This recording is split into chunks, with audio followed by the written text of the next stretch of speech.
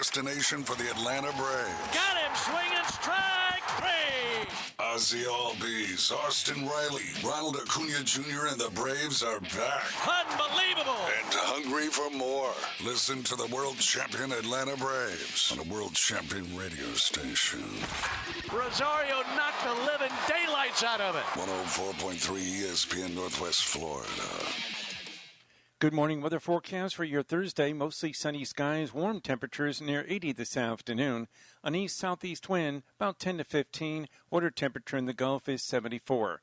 Partly cloudy overnight, around 64 for the low. Light south winds overnight. A mix of sun and clouds near 80 with light south winds Friday.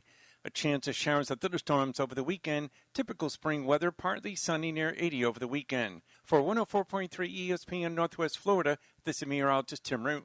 The brand new Burger King in Weeba Hitchka is looking for managers and team members. You'll get to use your smile and personality and get paid for it. You'll be responsible for getting guests excited about their experience every day at Burger King. You'll get to work in a safe, productive environment that allows employees to thrive and advance with career opportunities. Burger King promotes from within. They offer training and development, flexible schedules, employee meal discounts, and scholarship opportunities. Burger King is an equal opportunity employer. Interested job seekers should text 007-8075 to 31063 to apply. Must be at least 16 years of age. When it comes to understanding your needs, you want someone who will listen with understanding and care. The expertise you're looking for starts with your local agent, Johnny Ellis, appointed by Progressive Insurance. As members of the community, we live and work right next door.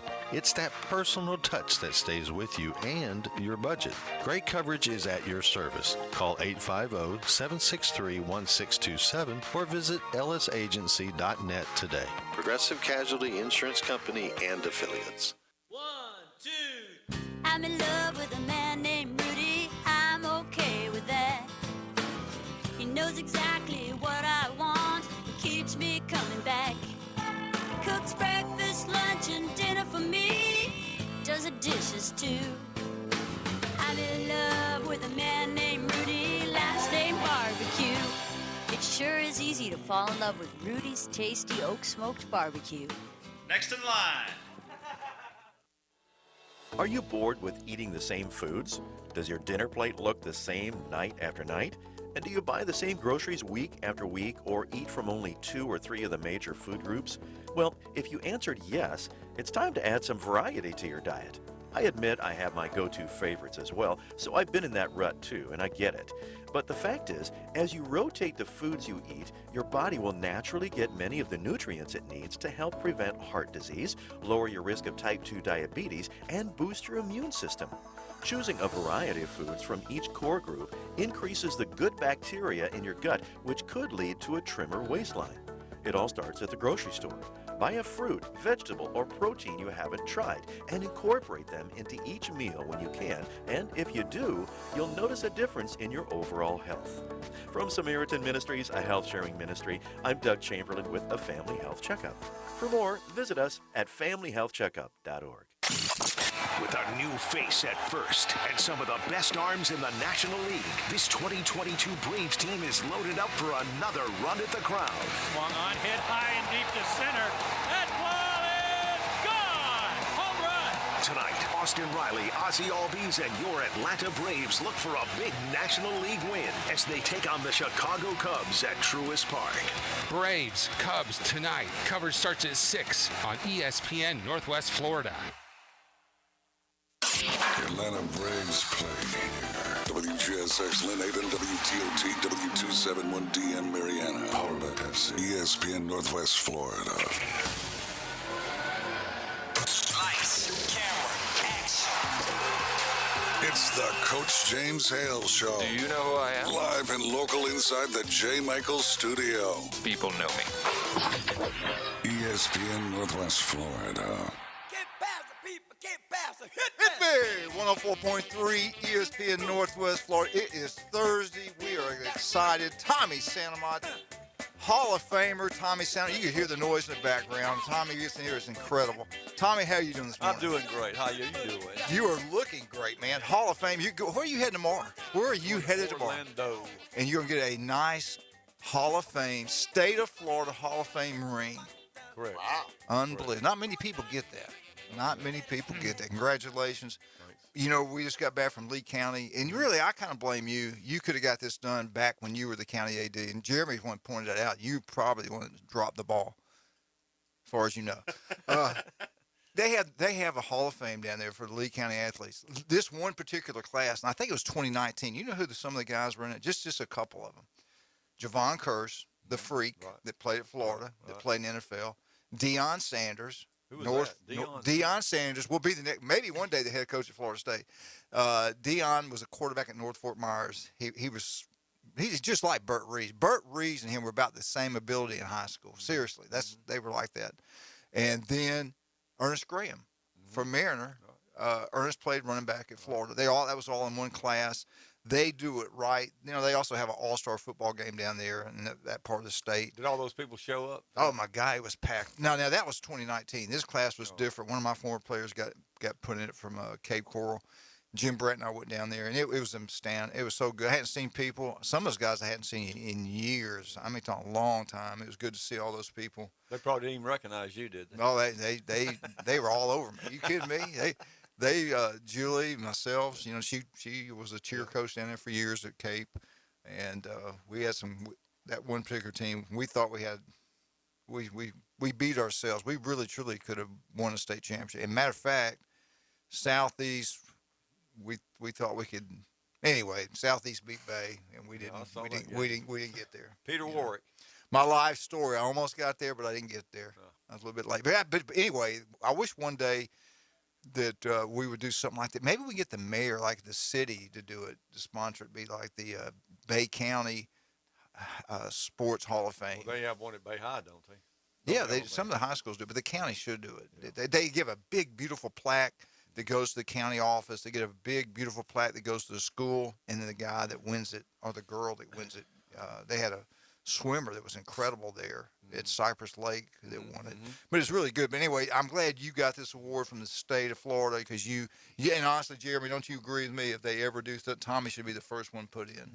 No, you should. That's crazy. 23 years, county AD, the things he did was remarkable.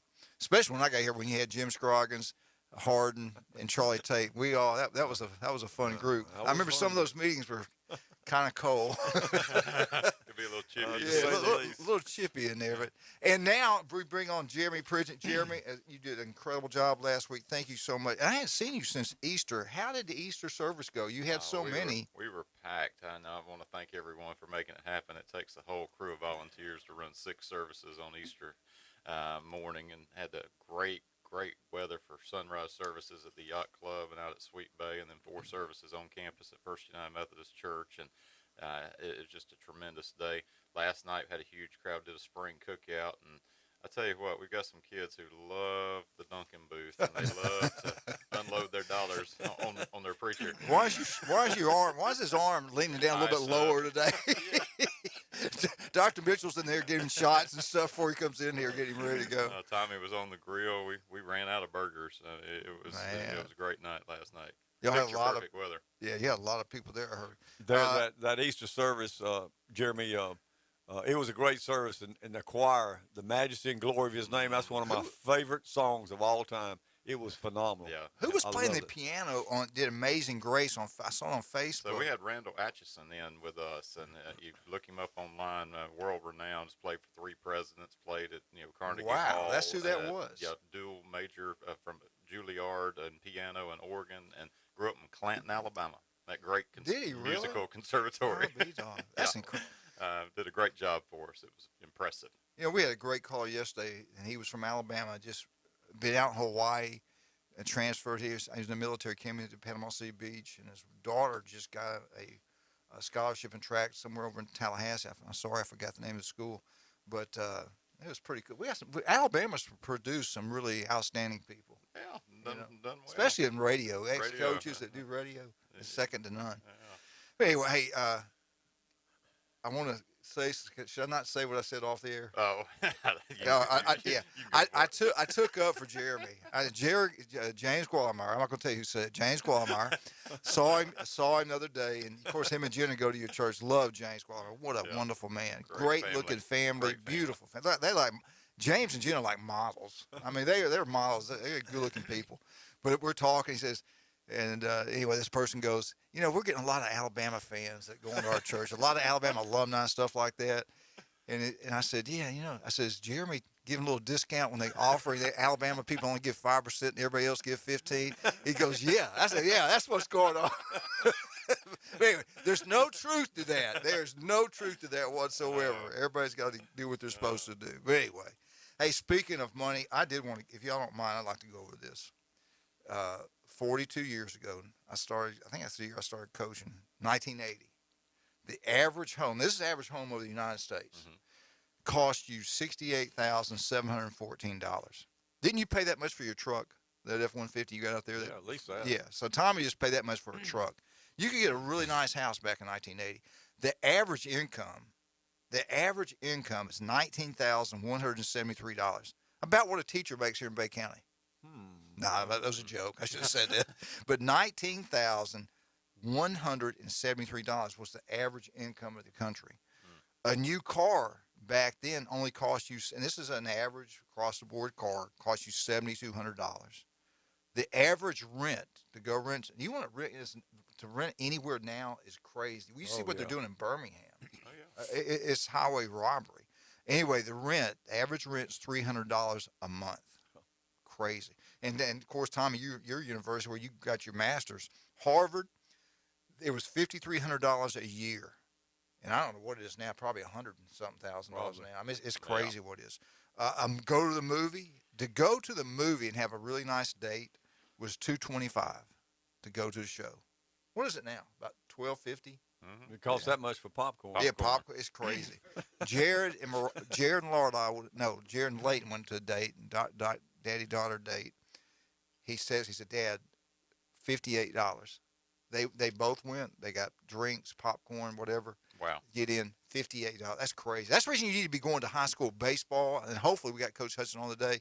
High school baseball, football, and basketball. That's where you need to spend your money at, going to support these kids around here. And it's a lot cheaper.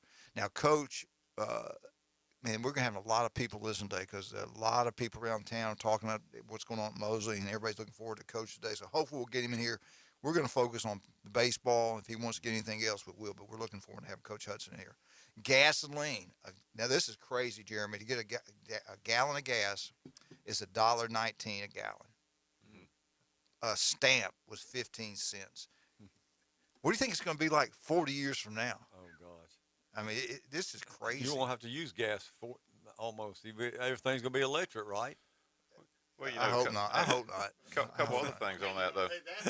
What do you Jim? A couple other things on that, though. The interest rate was pushing 19%. Yeah, that's right. That's right. True. Yes. That's exactly right. On top of this. And what's interesting in terms of the inflation piece, go back a year ago or 2 years ago in the height of COVID, we were pretty close to those gasoline prices. We were $1.50, $1.60. Nobody was driving. Right. I mean, it's supply and demand issues. So it's interesting how quickly things can fluctuate. But that was right in the height of all the Iranian hostage situation. Her brother owns a bank's mortgage company. Back then, he had a mortgage company, and we would buy second mortgages. And I had one that was like 14%. And it snowballed. You put so much money in savings every month, and you got these checks kept coming in. So you get up about $20,000-$25,000, you go buy another one. Well, we had it going just by listening to what my brother-in-law told me to do. We had all these mortgages coming in, second mortgages that we would buy the paper, and then all of a sudden she says we had Jared, and she didn't work for 3 years. So I had built up all this money. My dad, this is a true story. My dad, bless his heart, came to our place, and we had it made at Lake Wells. When I was head football coach there, I didn't pay anything. Did not have. Now it was a trailer. It was a nice trailer on campus. No electricity bill, no mortgage, no anything. So I lived free. And my dad comes in and saw my savings account, and he goes, "Well, I want to talk to you." I mean, what are you doing? I thought maybe I was. I said, "Yeah, I work for the drugs. We're having things flown in from Cuba. We're doing good." But he never knew what I was doing. I was just every month we had our checks. We were just investing, and we had it going really good there for a while. And Julie had to work. had to quit working, and then we went to one check, and everything changed. Why? How did we get on all this? I have no idea. Because you wanted to share about the cost of things in There you 1980. go. There you go. Anyway, unbelievable. Jerry, did you let people get on the cell phone? I've only seen it one time in church.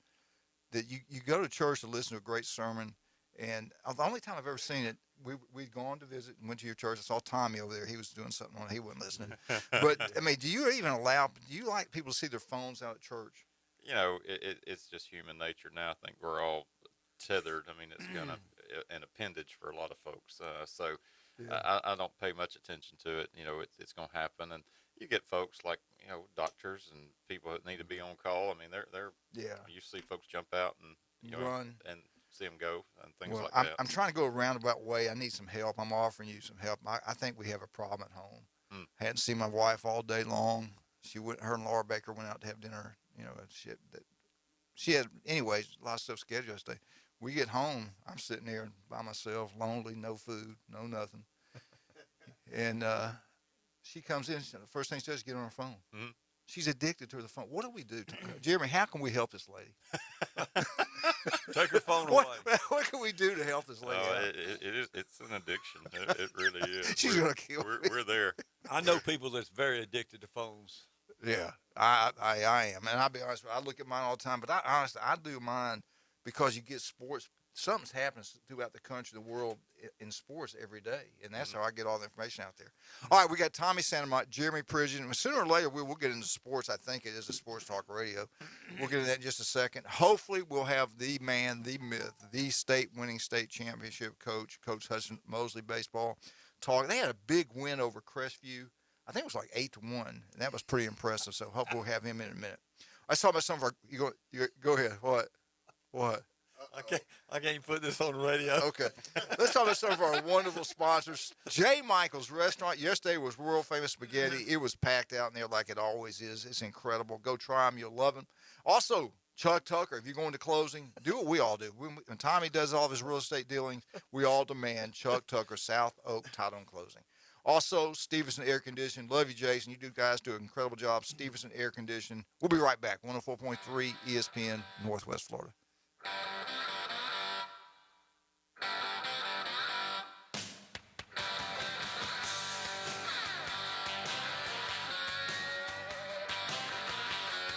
104.3 ESPN Northwest Florida.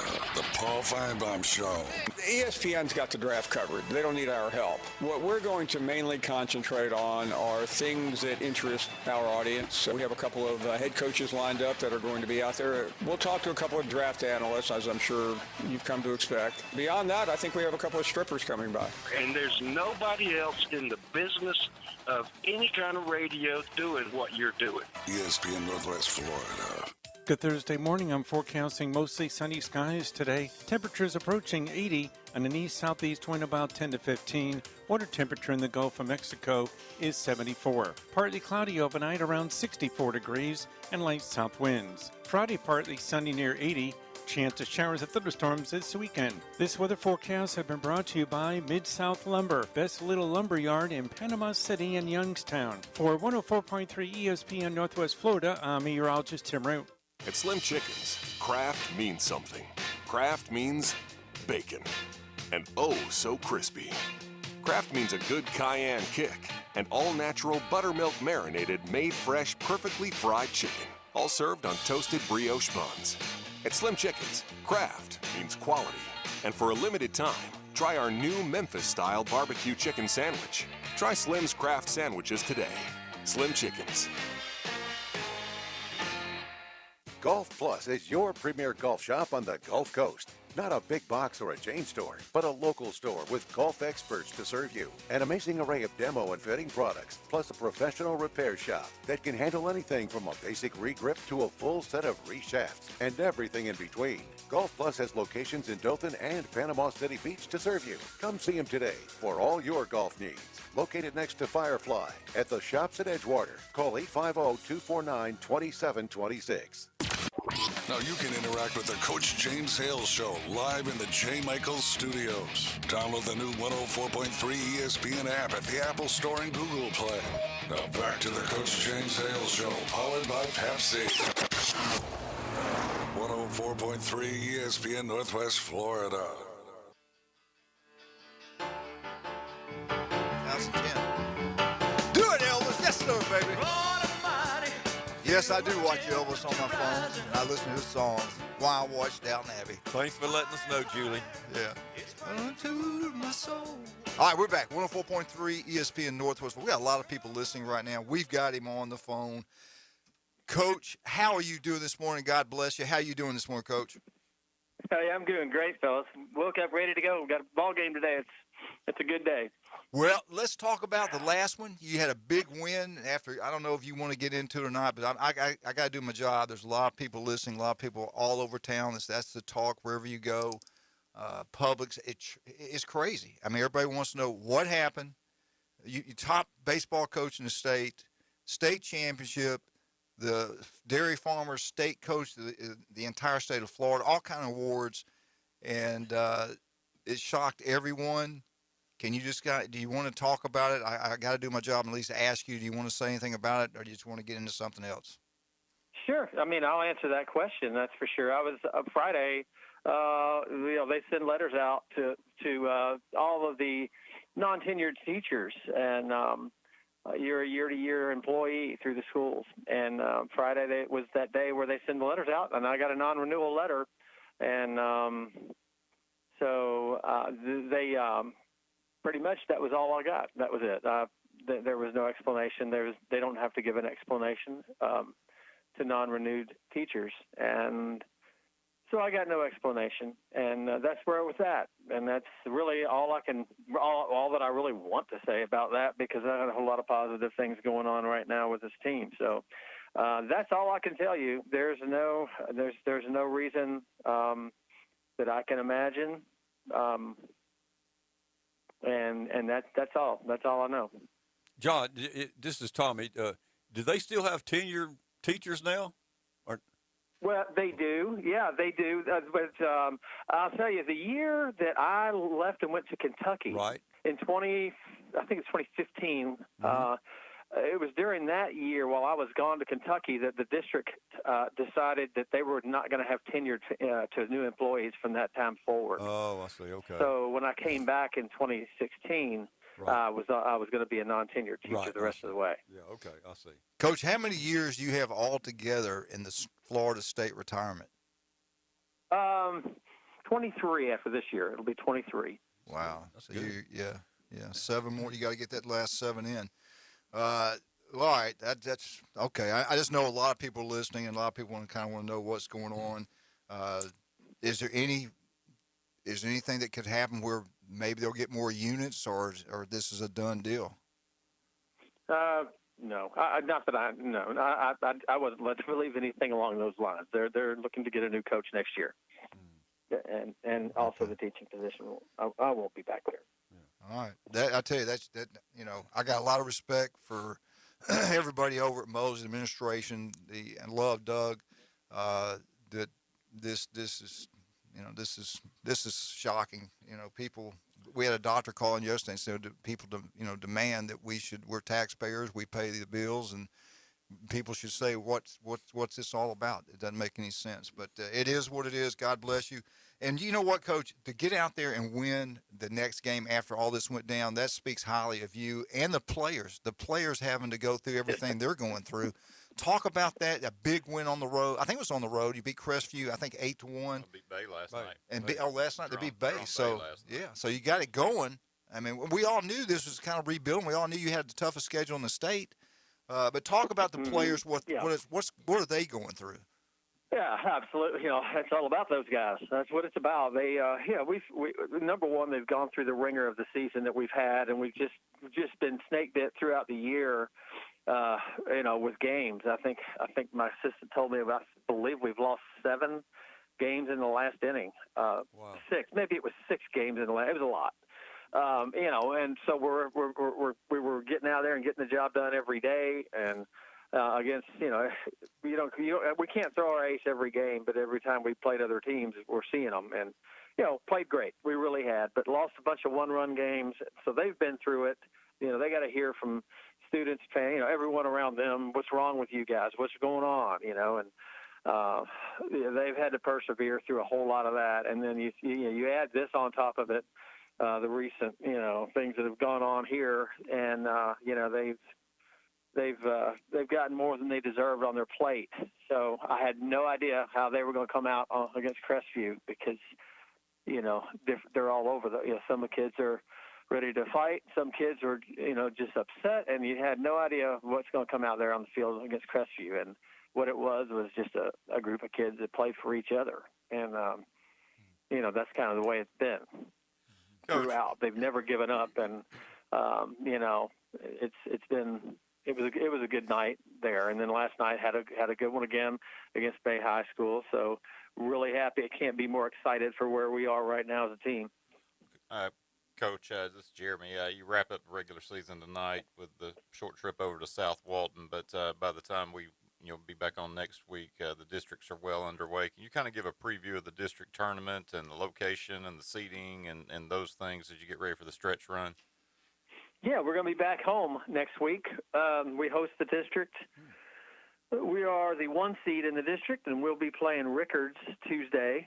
The second game Tuesday at 7 p.m., and then the first game is at 4 on Tuesday. That'll be Lincoln and Choctaw. They're the 2 and 3 seeds. So Lincoln Choctaw the first game on Tuesday, and we play the second one Tuesday, and the championship game will be Thursday at 7. Thursday at 7. And top 2 still going as far as the postseason? I'm sorry? The top 2 teams out of the district going to the region still? Is that the No, format, no, the winner. Just the winner. Okay, just the winner. Okay. Yeah, just the winner, yes. Okay. How do you feel about it going into it? You feel pretty good about it? I feel good about my players, so I feel good about it. I really do. I'm excited for the rest of this season when what's going to play out. So we're playing a lot better. We're finding the pitching that we need to find to get the job done. We feel pretty comfortable with that, and we're starting to swing the bats the way we're capable of. And like I say, it's this time of year you hope to have your team playing on the upswing and playing their best, and that's exactly where we're headed here with this group. And again, going through what they've gone through with maybe an unfair schedule that I put on them, it just makes them stronger. And I know we're gonna give a great effort here in the postseason. Wouldn't that be a great story though, Tommy? If these guys win the district, that would be incredible, man. I love it. John, on your if you get out of district, who do you think you're going to probably play in regional? You have any idea? Our region sets up the number 1 seed in our region is Lake City, Columbia, out of Lake City. They're the number 1 team in the region. Okay. We're the 2 right now in the region, ranked number 2, and Gulf Breeze is ranked 3rd. So if that was all to play out, which you know how baseball goes, it's never a sure thing. But Gulf Breeze is really they're a strong team. So we know we have them lurking down the road, and Lincoln is always tough, and Lincoln's right here in our district. So we just need to take care of our district and make sure we're a top seed in the regional, so we get to host. Mm-hmm.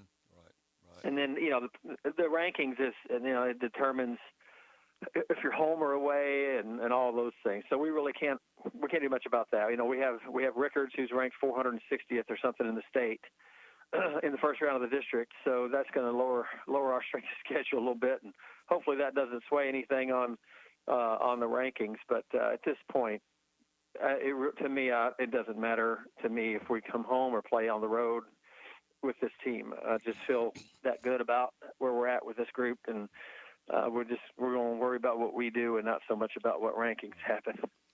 John, I really want to thank you for all the many hours you put into developing our kids and what you've done at Mosley High School. I've always thought of you as a great coach and a great person, and for me, my perspective, I really appreciate all you've done for Bay County. You've done a wonderful job, and I hope the future. I know you're going to end up somewhere good, wherever that may be, and I'm always on your side. And again, thank you for all you've done for our kids. Well, thank you, Tommy. It's been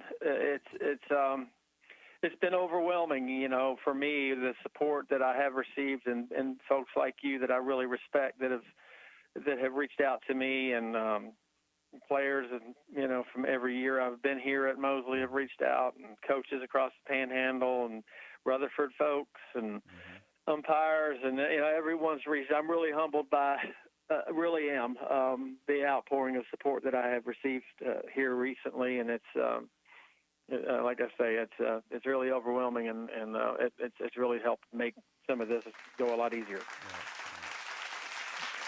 Coach, I want to get back to the players real quick, and before we need to get you on Thursday now, regardless of what happens in the district play. We got to have you on next Thursday to talk about everything. But you were talking about the bats; they're starting to swing the bats well. Give us a couple names of who's really starting to hit the ball pretty good right now. Well, I'll tell you, Banks Byers has swung the bat. I think he's hitting somewhere over 500. Around, the last 6-7 games, he's just starting to kill he's been hitting the baseball. Cole Horton is swinging the bat well. I think he's at 500 the last 9-10 games. Trevor Allen and Trent Nelson are both killing the baseball right now. And Tyler Wave is starting to come around too. Tyler has struggled a little bit throughout the year, and he's starting to come around as well. So we've got some guys that are really starting to heat it up offensively for us. And, I think we're starting to play offense instead of trying to hit so much, you know, maybe working some counts a little bit better, not pressing so hard.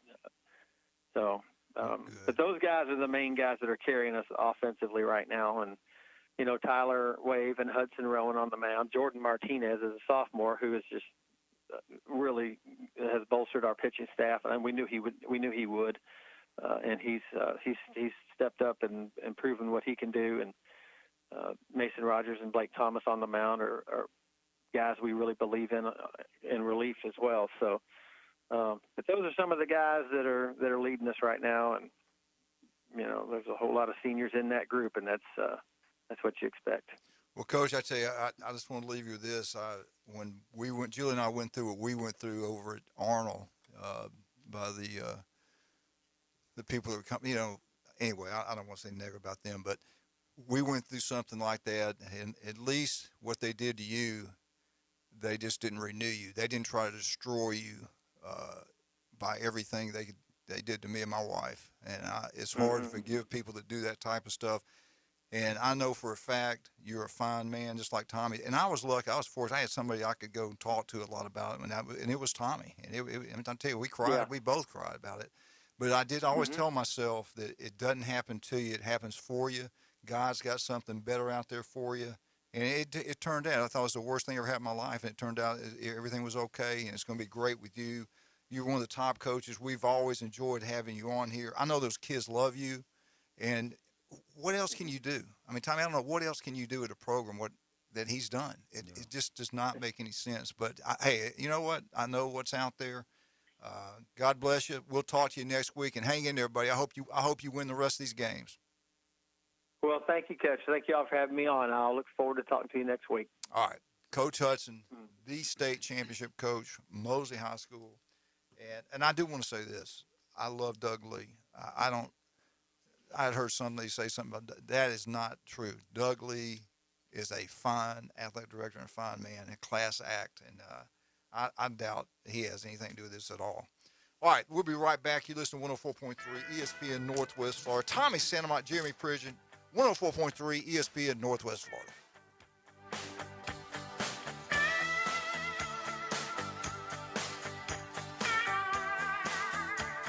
104.3 ESPN Northwest Florida. The Dan Patrick Show. Love it. It's my favorite. My favorite. Talking tough, trash, in your face. Take it right up next to each other, right to nose to nose. Now you got my attention. It's a spectacle. I get it. What did we learn about some of these teams and players, and who are you all in on? We will be broadcasting from the Man Cave in New York City, Major League Baseball, and the world of sports. Plus a few surprises that you've come to expect. That's coming up right here. 9 to 11 on ESPN Northwest Florida. Let your spring adventure begin at Bill Bird Kia. Stop by today to discover why everyone is talking about the award-winning Kia. Now offering 1.9% APR up to 48 months on the purchase of a 2022 Kia Forte, K5, Soul, or Sorrento. Bill Bird Kia is not only the home of the 20-year, 200,000-mile warranty, they're the home of the best customer experience anywhere. Stop by and see us at 2435 East 15th Street or anytime at BillBirdKia.com.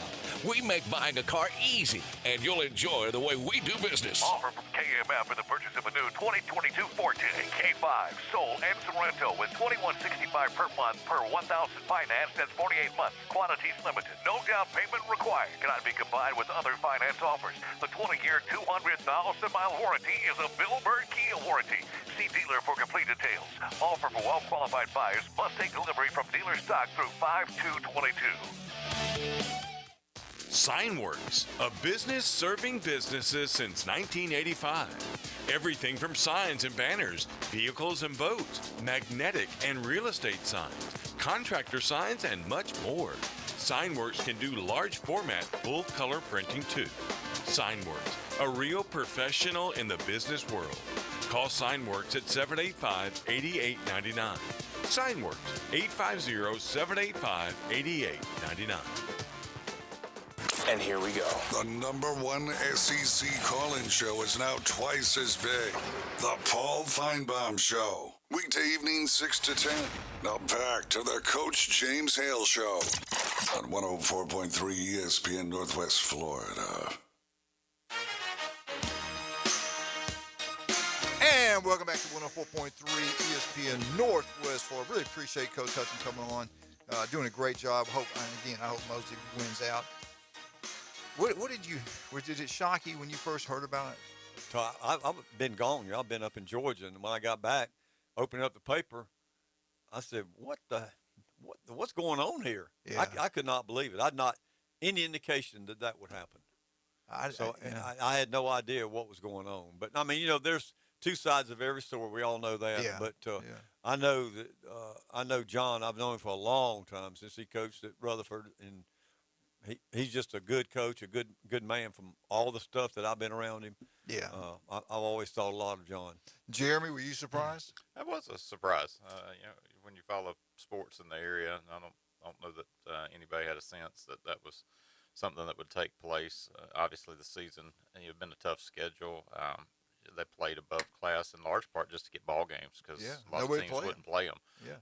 But I know that it's not met the expectations of what they had hoped for coming off a state championship year. But you get a state championship and everybody's gunning for you. So it's but still a shock. It was a big buzz. I'm telling you, because a lot of people were talking about it. Yeah. Like they couldn't. I guess because they won so many games. They're all the face of baseball. Them and Bozeman. Well, there's a big difference in the schedule this year and last year. I mean, that's a big difference. And huge. To win a state championship in baseball, you've got to have some good players, good coaching, and luck.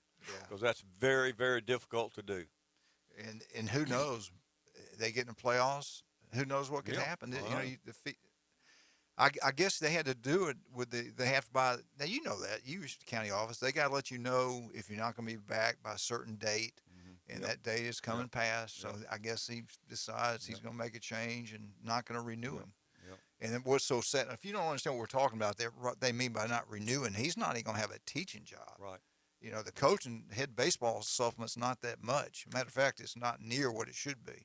And he's not losing that; he's losing his teaching position. That's right. He's losing his whole job. Yeah, that's you job. think about it, if you just lost your job, how you? But he'll find a play. Somebody's going to want to get him quickly. Yeah, I guarantee you. I guarantee you that. Tommy, you want to get into Florida State right now? You want to? Whenever. What do you think about the new hire, the new soccer coach hire over there? I thought they got him from Tennessee. He's got good. He's the SEC Coach of the Year. He's won a lot of games at Tennessee, and he's been around, and I think it's a good hire. I mean, for him, he said, Penske's his name, he said that was the only job he would be willing to take because they've won 3 national championships since Corkin was there, and so it's a no-brainer for him. Now, is it true that FSU soccer position is the highest paid soccer coach in the country? Mark Kagorkian was the highest paid. And they're paying him that type of money? I don't know what they're paying him, but it's probably more than he was getting at Tennessee. Oh, I guarantee. For him to leave. Yeah. To go there, but. I did not know that Florida State, Jeremy, I don't know if you knew this or not, over 22 players have left the program since last. I didn't realize it was that many. We kept talking about Auburn losing guys, but this is there. I think these are the ones that, like Jim pointed out, they're going to smaller programs. They can't play. I mean, it's just not being ugly, but they just don't have the ability to get on the field. And they know, they got some kids through the portal. FSU did, and when you get a kid from the portal, he's in your position, and he's playing, and you're sitting over there on the bench. You know it's time to find a better pastor somewhere else. So that's what they've done. They've kind of getting some of those players. And some of them are pretty good players. I mean, some of them played some like that with Sean Fuller. He was a good player, but he decided he wanted to go somewhere else. It's and I was reading today in the paper about these portal players. Of course, all of them want to go to the SEC, and man, there is a ton of players that's using that portal.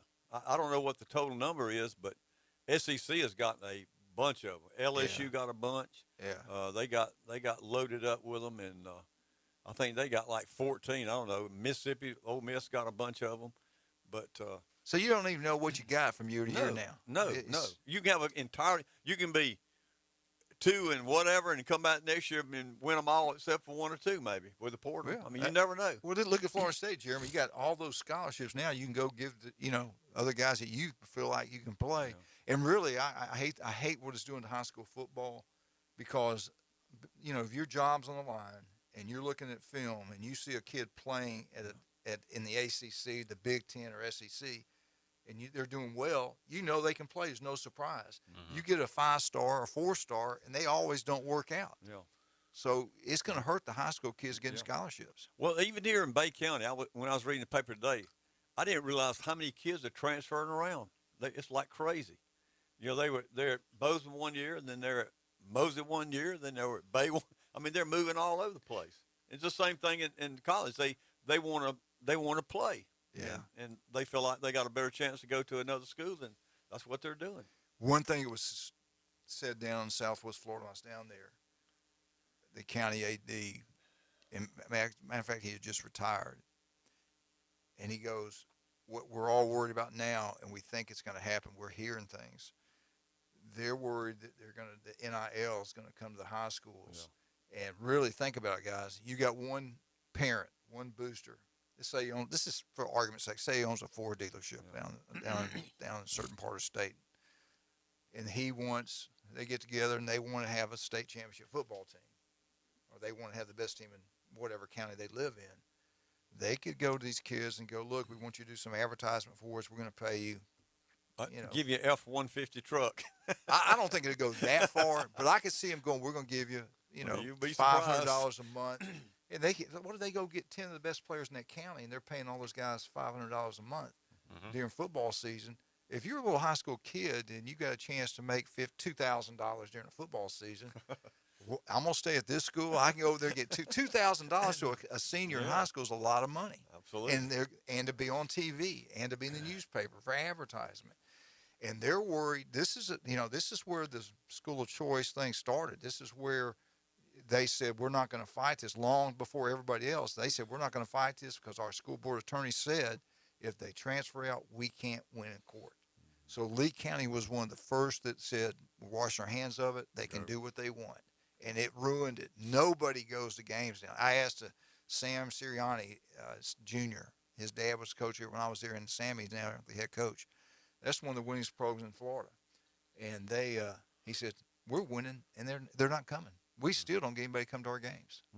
So it's dying out. It's scary now. Well, it makes you rely on booster donations. And if the school board's not giving them any money at all, then it's solely on boosters and fundraisers. Yeah. Whatever you can do. So I could, Jeremy, tell me if I'm wrong, I could see that happening, especially in some of these smaller counties. Oh, absolutely. I mean, I think you're on this slippery slope now where we're watching college football change. I mean, the days of upsets that we got accustomed to seeing on Saturdays are just not going to happen because it's an arms race now. That's right. David's not going to beat Goliath, and if you push this down to the high schools, the schools with the resources and the means are going to continue to do well.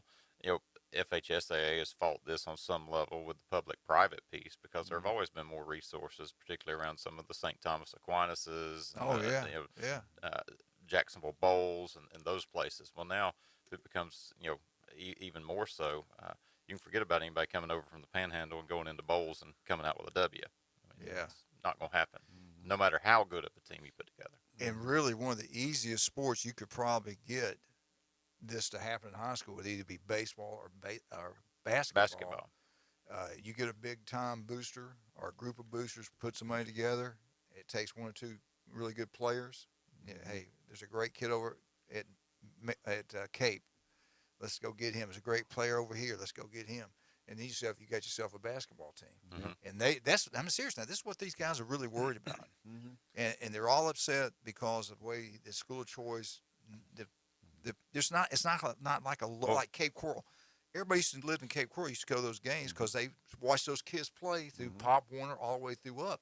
Now those guys are everywhere else, so they don't even know who's playing. They don't know who the kids are. Well, we've got a glimpse of it right now. You've got the IMGs of the world, which are basically all-star teams, and then you look at all the travel ball. I mean, these are select squads that come in, and the quality of some of that travel ball is far better than any high school team that you can put on the field, and some of those schools could go and beat college teams right now.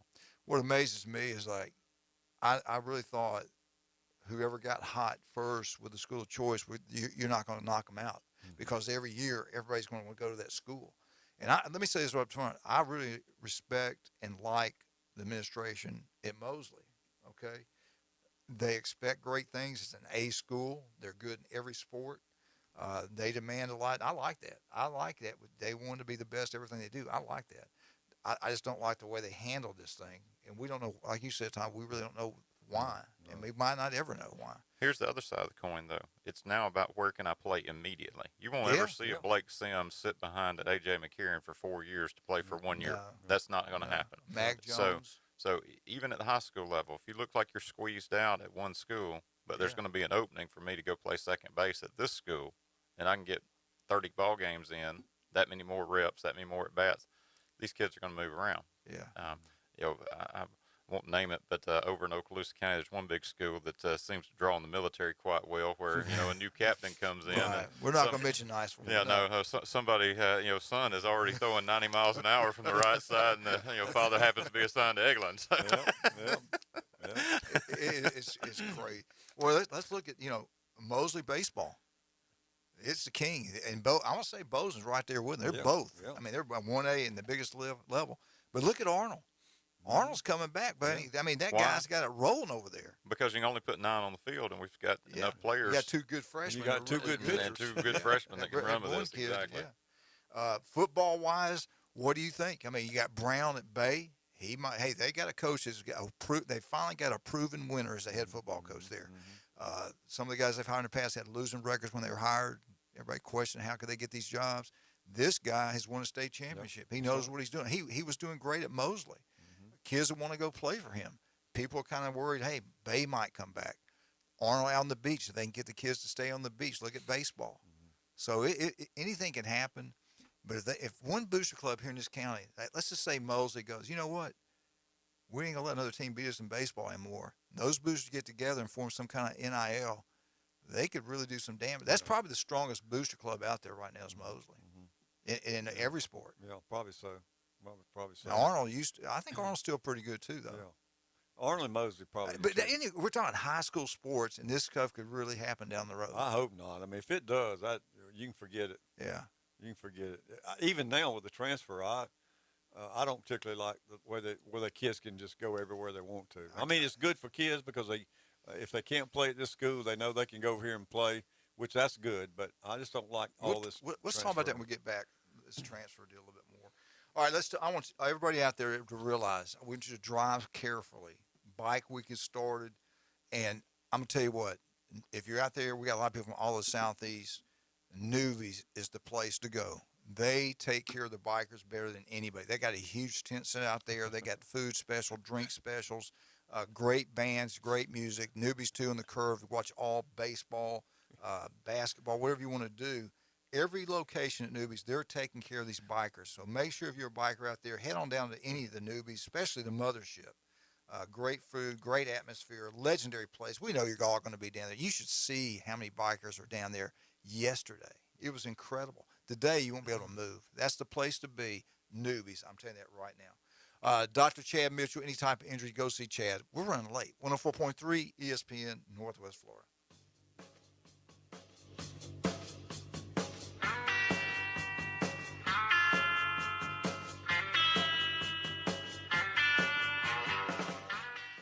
It's here.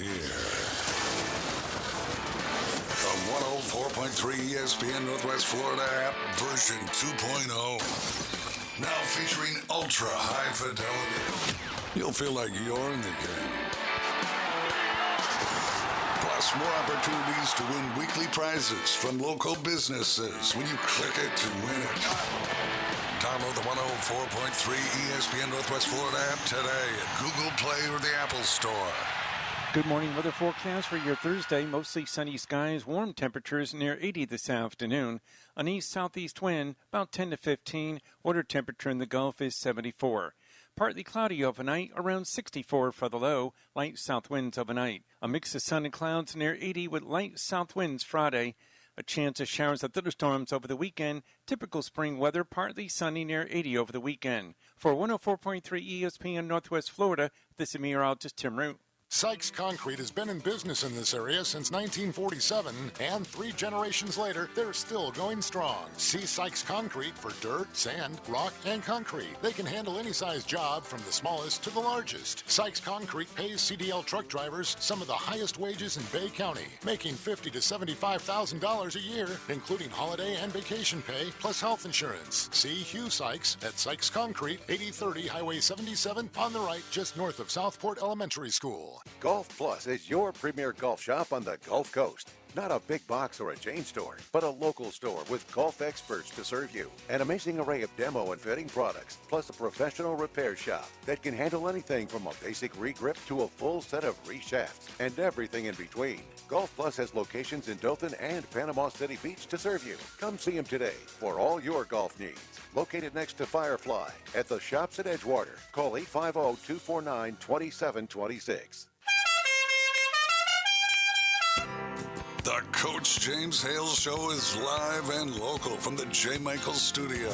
They got something that money couldn't buy. I was noticing when you come down the stairs that you've got pretty legs. All right, I'll tell you a story without a happy ending. Y'all following this? ESPN Northwest Florida. And welcome back to 104.3 ESPN Northwest Florida. I want to go back real quick to what you talked about, transfers. I really believe the NIL is going to turn people off sooner or later. I think they're going to have a split. I think you have a super league, and I think they'll come together and they'll decide this is how much we're going to do it. This is how much we can afford to pay. This is how we're going to do it.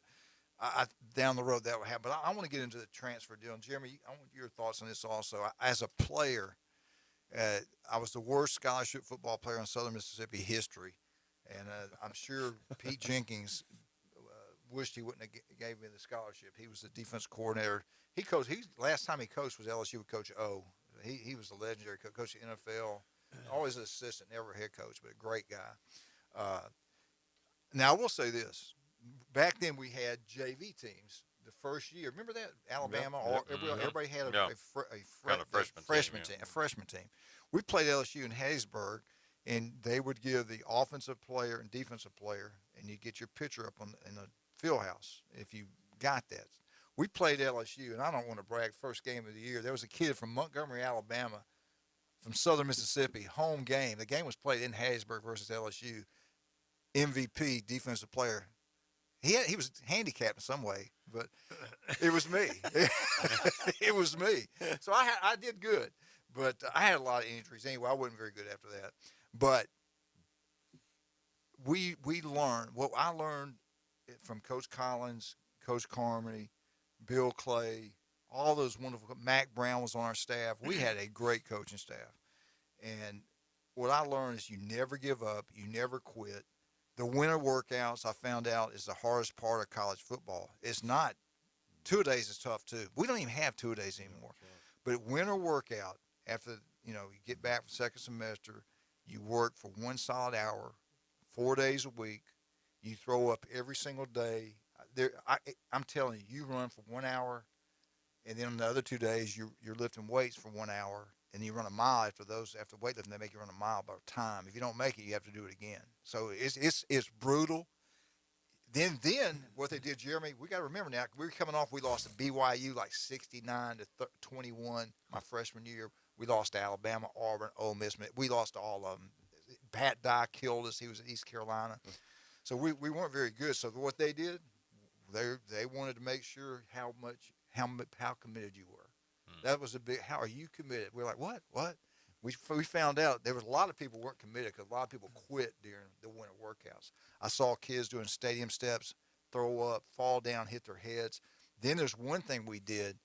They turned the heat up as full blast. You had sweats on. They give you your clothes as you get in there. You had what you had to wear. Mm-hmm. And they put a piece of tape on the back of your shoe.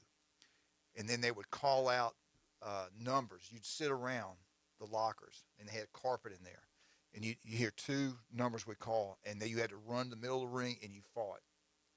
And it was supposed to wrestle, but it turned, you know how it is. It got in bad, and they won. They didn't care. And, man, you saw some of the battles you ever seen in your life. I mean, and you didn't want to lose a fight in front of everybody else there. And it went on and on. Well, one day, and you were so tired after, and this was after everything. This is after when you got through.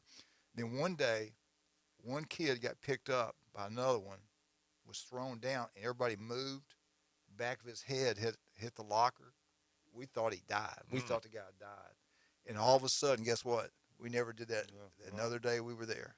Wow. That's what it takes. Yeah, it was great. But getting back to, in the old days, if you transferred out, you were looked down upon. Mm-hmm. You were like a loser, a quitter, and you didn't care about your teammates. So anybody that did it, you were embarrassed if you did it. You didn't want anybody to know about it, but you stayed. You stayed as a backup instead of transferring to a smaller school where you could probably play. That was not a thing you did back in the 70s, and the 60s, and the 80s. I don't think you did it back in the 90s. And now you kind of glorify it. Mm-hmm. Every time you go on a computer now, what do you see? Oh, so-and-so's in the transfer. In the portal. No. But football and basketball, if you play at that level, I don't care if Division III, 1, whatever, what you learn from those coaches, the work ethic, the commitment, and never giving up. And after you lift those weights and you're doing all that running, you don't think anybody can beat you. I mean, they truly believe. I remember Mal Moore, I listened to him speak over at Bayport one time, that Coach Bryant would brainwash those guys like military.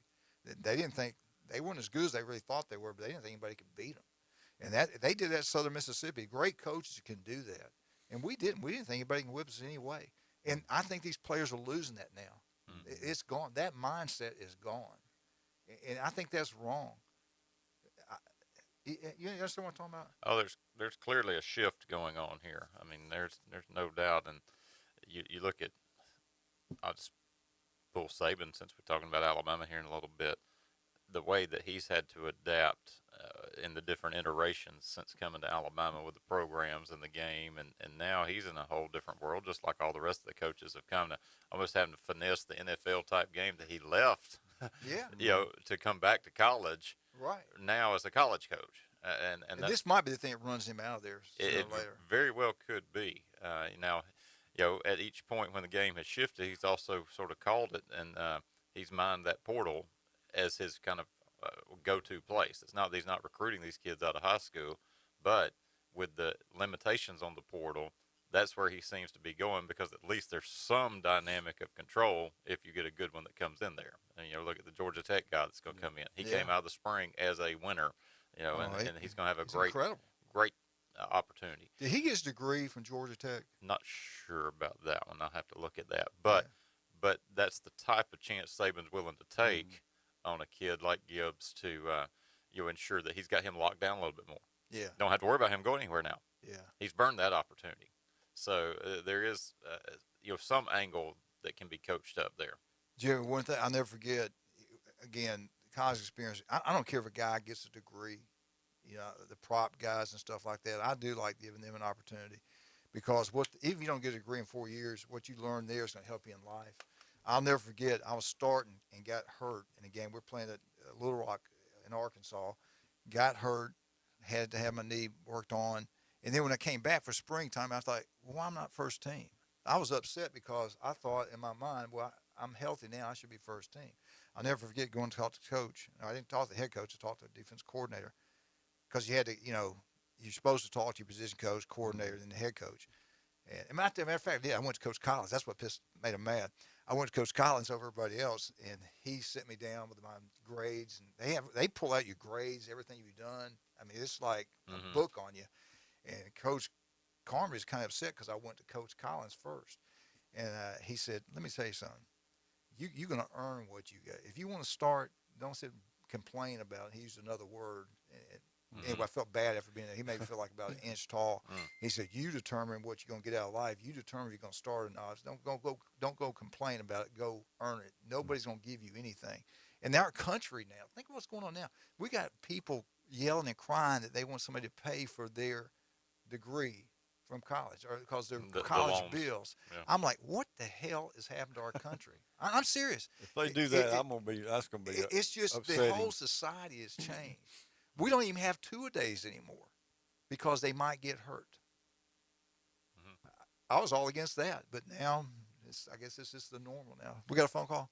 No, they hung up. I don't blame them. They probably got tired of I don't blame them. Anyway, all those student loans, James, they hadn't paid anything for the last couple of years. They keep wavering them off. It started with even Trump was doing it, and then Biden picked it up. The thing about it, the people that think, oh, it's okay if they do it free, we're the ones paying for it. Where do you think the money comes from that everything is free? It's the people that work and do the job are penalized the most. Isn't it over $1 trillion that student loans owed? I think it is. 1.1 trillion, something like that. Well, why? Yeah. Why do we even give football scholarships now if NIL? Why? I mean, could they not eliminate scholarships and just, hey, come on, we're going to have NIL? The NCAA are you putting your application in to follow Mark Emmert? Yeah. Oh, yeah. I was trying to round out and get that way. What did you think about that? Now, heck, we're at the end of the thing now. Y'all can talk about that in a little while, but what do you think about that? The NCAA has been just very hands off, I guess, on things that really seem to matter. Julie goes, get back on sports. But they've been hands off on things that seem to matter to people, and then on things that seem to have no relevance or bearing, that's where they seem to really flex their muscle. It just makes no sense of the direction that they've tried to guide college athletics. They're reactive. They're not proactive at all. Well, let me ask you this. Everybody hates him. Everybody's on him, but doesn't he represent the wants and needs of every president of the universities? Is he getting too much hate, or well, he's the face of it, so I get that. But do people realize he's got to talk to these presidents? He's doing what they want him to do, correct? I mean, am I wrong on that? I would have to think there's significant influence from them and the conference commissioners. Mm-hmm. Yeah. Well, I mean, like Neil, when they started that, I cannot believe that it's open, whatever you want to do. There was no set guidelines from the NCAA that I know of. Why didn't they I know they pay them, they allow to pay them a little extra money, the scholarships. Why didn't they just increase that sum? Yeah. And everybody's on the same playing field. Mm-hmm. And you don't have all this moving around because of money. I mean, the NCAA dropped the ball on that, I think. They spent like $70 million on lawyers fighting this thing over a long period of time. That's a lot of money. It's a lot of money. Yeah. All right, we get back. Jeremy Pridgeon's going to hit up Alabama. I've got to go get a crown put on. On your head? Yes, I am. You want me crowned? Yeah, crowned, sir? Sir James? Hey, Tommy's been asking me, when's my special preaching going to be done? What day do I show up? We're still working on it. Jeremy, he's been asking about that, so we're going to have a layman's day like we used to, and he's going to have to come in there and preach. Yes. All right, listen, don't forget, I got to hit it again now. It's Bike Week. Be careful driving. let's make sure. He got a lot of great people down here spending a lot of money. Let's take care of them, make sure they're safe, make sure you're safe. But get out to Newbies. They got everything set up for these bikers. They do. John and Charlotte got everything planned out. It's going to be outstanding. Get down to any of the 3 locations. The mothership, they got the biggest tent you ever seen. Everything's going on down Newbies for all these bikers. You have a great time. We get back, Tommy and Jeremy will have the Alabama update. Be right back. 104.3 ESPN Northwest Florida.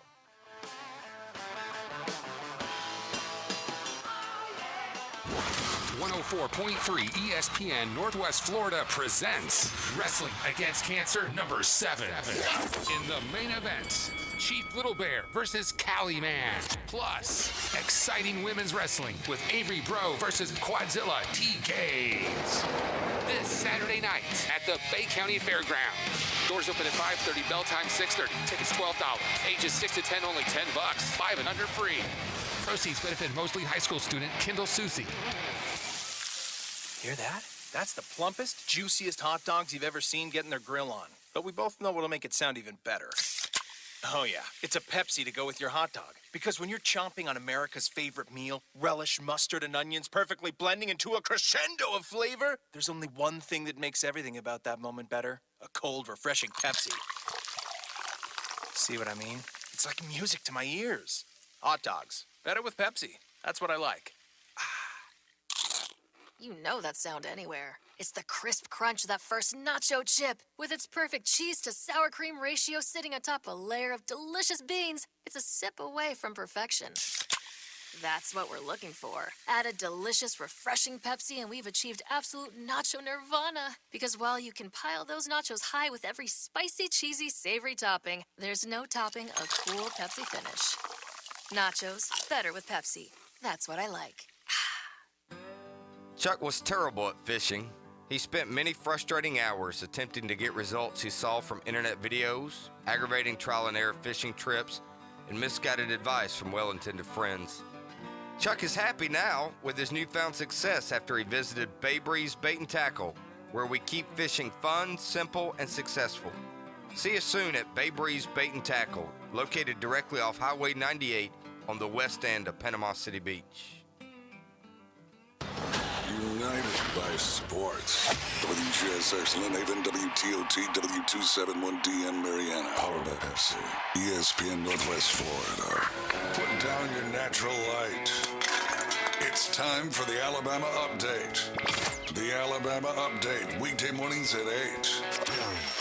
On the Coach James Hale Show at 104.3 ESPN Northwest Florida. Roll Tide. Roll. Jeremy, or Alabama Update's brought by Stevenson Air Conditioning. Jason does an incredible job down there. I don't care what time, day or night. Tommy, if you have a problem, you call Stevenson Air Conditioning. They're going to get out there and solve all your issues. They're going to take care of you. They do a great job. It's one of the few things, one thing I really know that you can buy that actually pays for itself. Of course, you're in the stock market. You gave me a big tip here a minute ago. But you better take it, too. I am. And I was telling Jeremy, James Wallermeyer about your health issue. And I said, yeah, he told me not to tell anybody that, so I just mentioned it on the radio. He started dying laughing. Jeremy, what do you got for us? Oh, we got a phone call. Wait a minute. Good morning. Good morning, gentlemen. How are we doing today? We are outstanding. How are you doing? Great. Just give you an update on something right quick. We at Alabama, Coach Saban's had probably 30 transfers requests to come visit. And he's not, and they have a whole group of coaches there, staff members, staff members there, who are culling through all of these people reaching out to them. And I just had a conversation with Coach Kirby Smart last week, and he is experiencing at Georgia what Nick's been preaching for years now is once you win a championship, it's hard to keep these 17, 18, 19, 20-year-old kids focused. And that's the problem that coaches are going into. Then you're bringing in kids on NIL deals who have yet to prove themselves, number one. And number two is these transfer kids coming in. So these locker rooms are just, they've turned upside down. Yeah. And That's the problem. You've got to bring in quality players. Quality, not players, people. Right. Quality people, not players. I'm going to rephrase that. Right. And that's the problem that Nick has been internally preaching, is we just don't want to bring anybody in here because we can't upset our locker room. Right. And that's the problem. And I'll tell you, I mean, you may have saw something about this yesterday after Emmett announced he was leaving NCAA, walking away. Yeah. There's been a movement behind the scenes. Right. Get Sankey to take over that position. And they want Sankey really bad. I mean, everybody wants the SEC model at the NCAA level, where the decisions are discussed and they're made, topics are discussed, and then decisions are made. And there's no more conversation about it. It's what it is. And then you enforce those rules.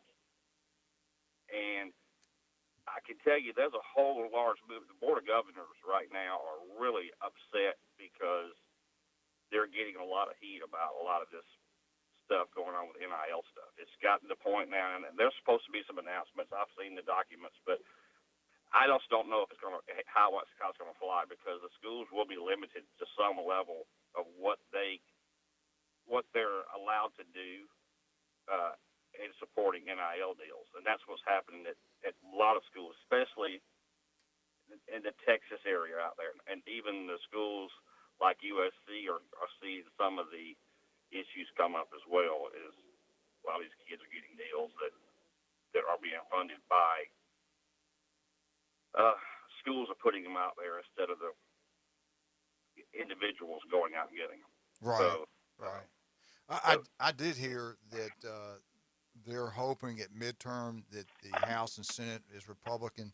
They feel like they can get a better support from them because what happened last time with people like Cory Booker and people like that think that along those lines. But it's crazy. And everybody can say they can never kill college football off. I remember one time when baseball was the king, and it's not now. So don't say things can't happen. Soccer is still growing, and I don't know if it ever overtake football, but football, you got to be careful. They got to be careful. And you're right what you said, because if your locker room, if you're not together, I don't care how much talent you have. If you're not all together on the same page and you don't care and love one another, you're not going to win a championship, because it takes everybody together to pull in the same way. Well, Kirby, and he never shows his hand. He just, in general talks, and it's a private conversation. But, his thing is, like over there in Georgia, he says, I've lost 3 coaches. I've lost 4 coaches. And I've lost losing all these players. He said, everybody assumes that we're going to be just as good. And he goes, I can't stand these polls. He goes, Nick's been right for all these years about these dang polls and these kids, these attitudes they have. And it's NIL things. He goes, it's just crazy. He goes, we've lost control of the game. He goes, and I say, we lost control of the game. We've lost control of the fundamentals that we need to have in place to keep the kids in going to classrooms, doing their due diligence. He goes, you make 3 or 4 mistakes in a recruiting class, it ruins you, because you're gonna lose 10 to 15% of those players in the first year. They're not gonna be here. And Nick's been saying that for years. Nick goes, you can't afford to lose more. You can't make a mistake on more than 2 players. Because you got injuries involved. And I'll tell you what's going to happen. It's coming. With these rules in place about injuries, there's a whole group of coaches and a group of ADs that are saying, hey, 85 scholarships, we have to follow all these set of rules. We'd like to see the number go up to 90 and 95. Right. I've been saying that. And it's coming. It's coming. I mean, it's true. It's going to happen. Because the game has gotten faster. The injury levels, the numbers are going way up. And the number of games are going up. So. Exactly. Number of games are going up, and the players are transferring out. Yeah.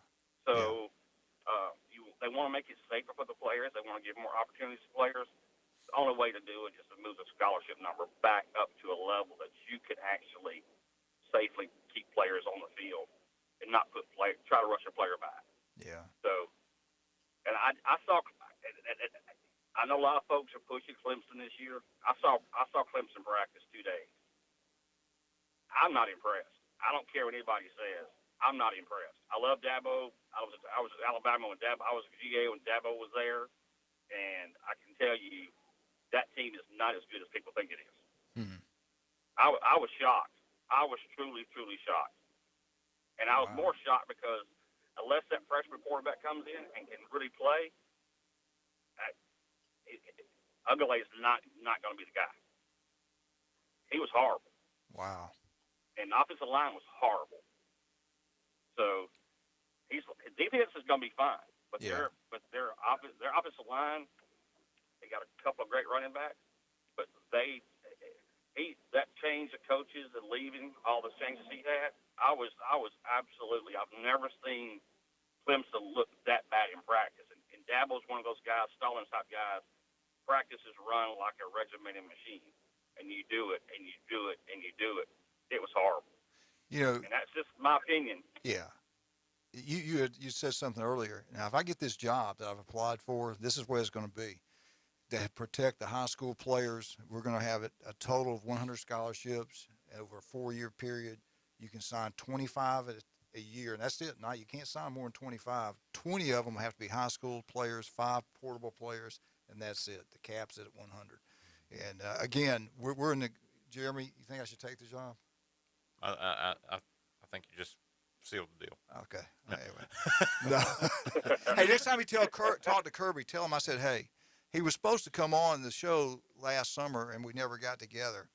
And, I can't even get him on the phone now, so I'm going to try to get him to come on the show. It was – it just happened to be he was in the same place I was in. Yeah. And he saw me, and he grabbed me up for a few minutes and pulled me off to the side and was asking about some people. And has he been back? Has he been down here? I know he came in last summer. He was here. Yeah, he's been down once. He's been down once or twice. Yeah. He needs to buy something down here. His wife, they wanted something on the lake. I said, man, you make more money, you return your money on down here on 30A. And I don't know. He's got enough money now to do whatever he wants. I think if you're coaching the SEC or ACC or Big Ten, you make enough money to do what you need to do. You know, Cochran sold his place down there. Scott Cochran sold that house down on 30A. You know, Scott was making more money as a strength coach anybody in the country. He called me, wanted me to go help him get a booster to help him with a washer and dryer. Are you kidding me? No, I'm serious. It was a washer, dryer, something like that. And I started laughing. I said, well, I'll see what I can do. It was crazy. God, crazy is the right word when you talk about Scott. Hey, is he? Is everything better? Better. Good. Better. Good. Is he going to be back in the same position, or is it going to be different? No. It's that's a tenuous situation there. Yeah. Okay. That's a tenuous situation. We don't want to talk about that either. No. And Scott's, Scott wanted more than he was ready for. Right. And I think sometimes we have, as individuals, we think we can take on more than what we really should, And sometimes you got to fail to be successful. Yeah. You really do. And he'll bounce back. Yeah. No doubt. Scott's, he's a good family man, and he's a great strength and conditioning guy. He wanted to move that next level, and he thought he could handle it. And pressures. We got a break. We got a break coming up. Thank you, guys. No, don't have a great weekend too. Hey, wait a minute. I was going to tell you, and you know him, but people that don't know Kirby Smart, that's one of the finest men I've ever met. He loves his daddy. Every time they come down here and play golf at Bay Point, his dad was always with him. And I don't think they even do that anymore, the Alabama staff, but they used to do that. But thank you so much for calling. Matter of fact, we got anything we give away today? Don't hang up. John's going to give you a Rudy's barbecue ticket or something where you can get you a free meal. You know what? If you would give that, I would prefer you give something like that to one of these kids who need a good meal today. Well, I was going to give it to you and let you do that, but I will if you want me to. You find somebody. I know I trust you to find some kid today that needs a good meal. All right, we'll do it. He's sitting right beside me. Hey, thanks for calling. I appreciate you. Call back, buddy. You have a great day, guys. Thank you for offering it, though. Thank you. You're welcome. Thank you. We get back, we'll get Jeremy's Alabama update. I'm out for a while. See you guys tomorrow. Tommy and Jeremy taking over. 104.3 ESPN Northwest Florida.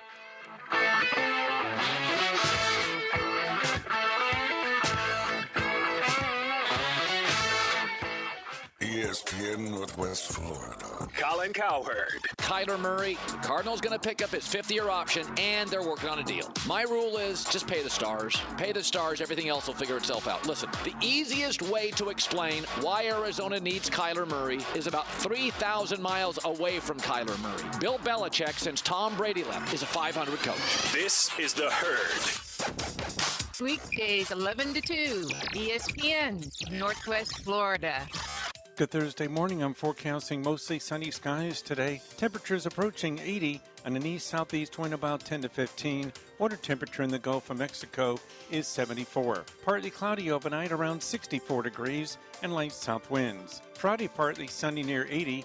Chance of showers and thunderstorms this weekend. This weather forecast has been brought to you by Mid-South Lumber, best little lumber yard in Panama City and Youngstown. For 104.3 ESPN Northwest Florida, I'm meteorologist Tim Root. Have you been to Gin Gin Super King Buffet? It's not your average Gin Gin. Well, here's what you're missing. Gin Gin Super King Buffet has competitive pricing, a great selection, extensive buffet options perfect for family dining. Menu options also include top quality seafood, hibachi and sushi bar, or select their mouth-watering crab legs by order. Bring the family out to Gin Gin Super King Buffet, located next to Wonderworks at 9802 Front Beach Road on Panama City Beach.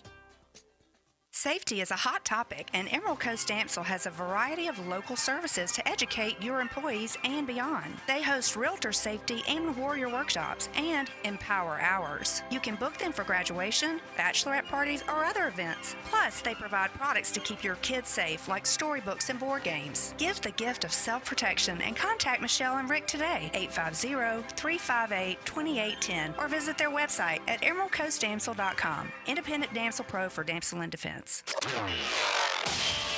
Tiger fans, join us weekday mornings at 8:15.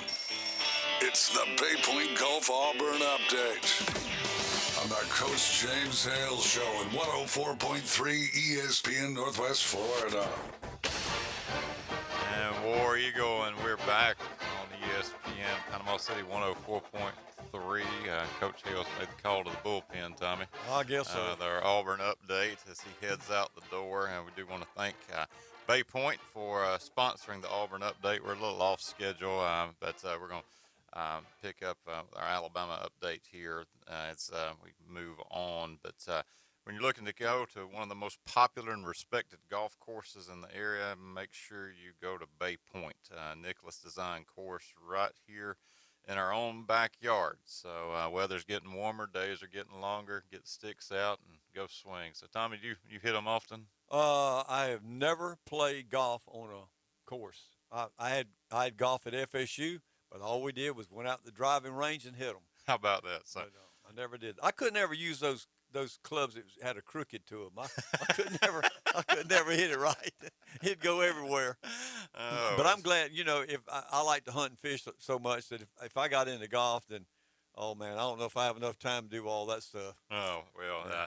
a lot of folks taking to the links here with the weather getting better. Spring has we've just been blessed with some beautiful weather the last few weeks here. So get out there at Bay Point Golf Club, and we are going to pick up with some of the Alabama items here. Alabama's ladies made a midweek trip up to Western Kentucky.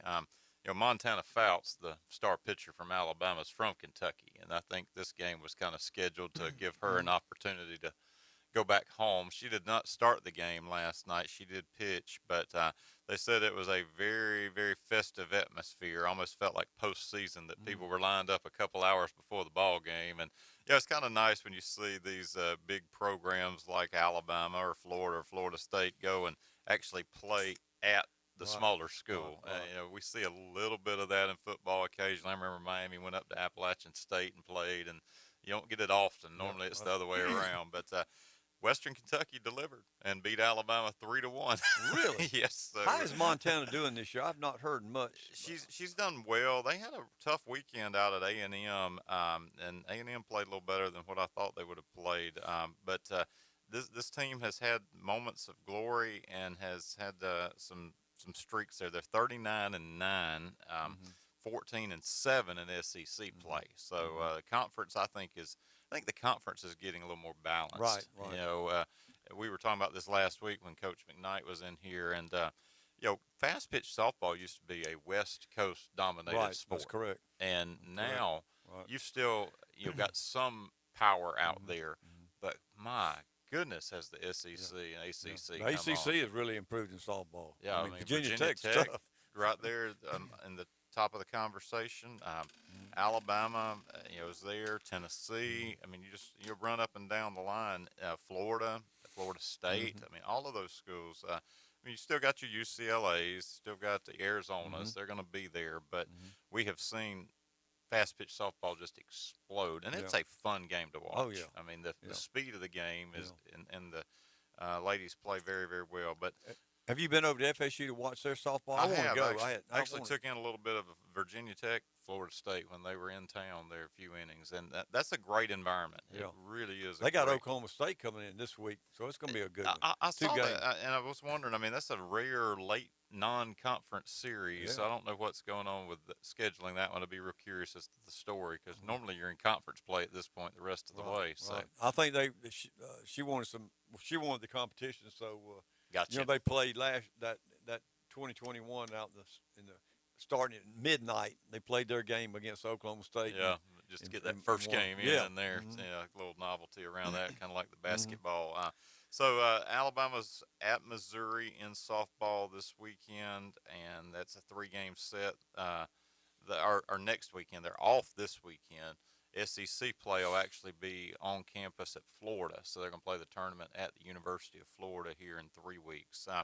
Men's baseball, Alabama's sitting at 25-17, 9-9 in the conference. They go up to Columbia.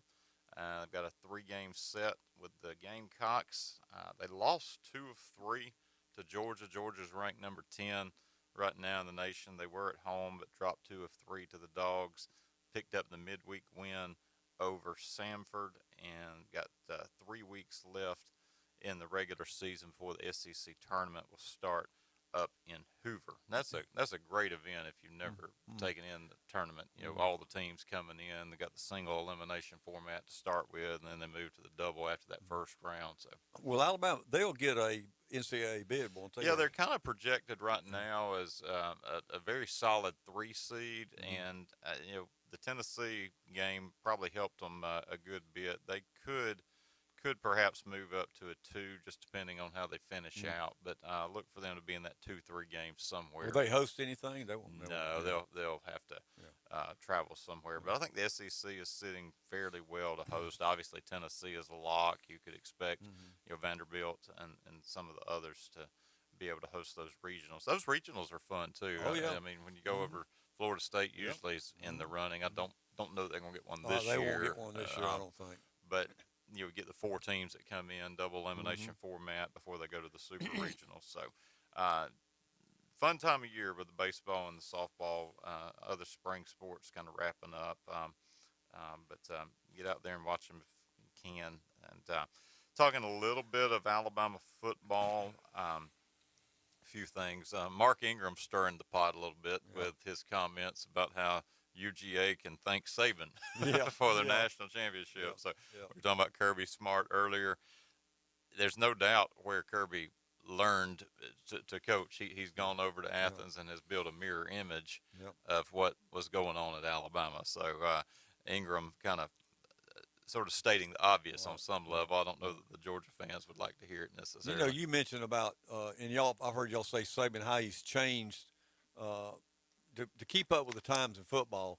And one thing I thought about, for instance, going from a running game to a passing game, his offensive coordinators they're leaving right and left because they're getting head coach's jobs. So he has a chance to get an offensive coordinator that's in the passing game.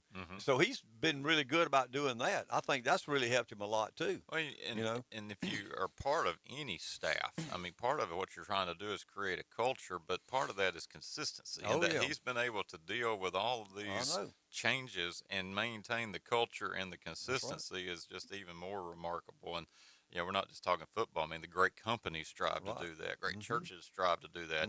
At school, you want that consistency, and even as others have come and kind of poached the talent that was there, he's been able to rebuild and reload.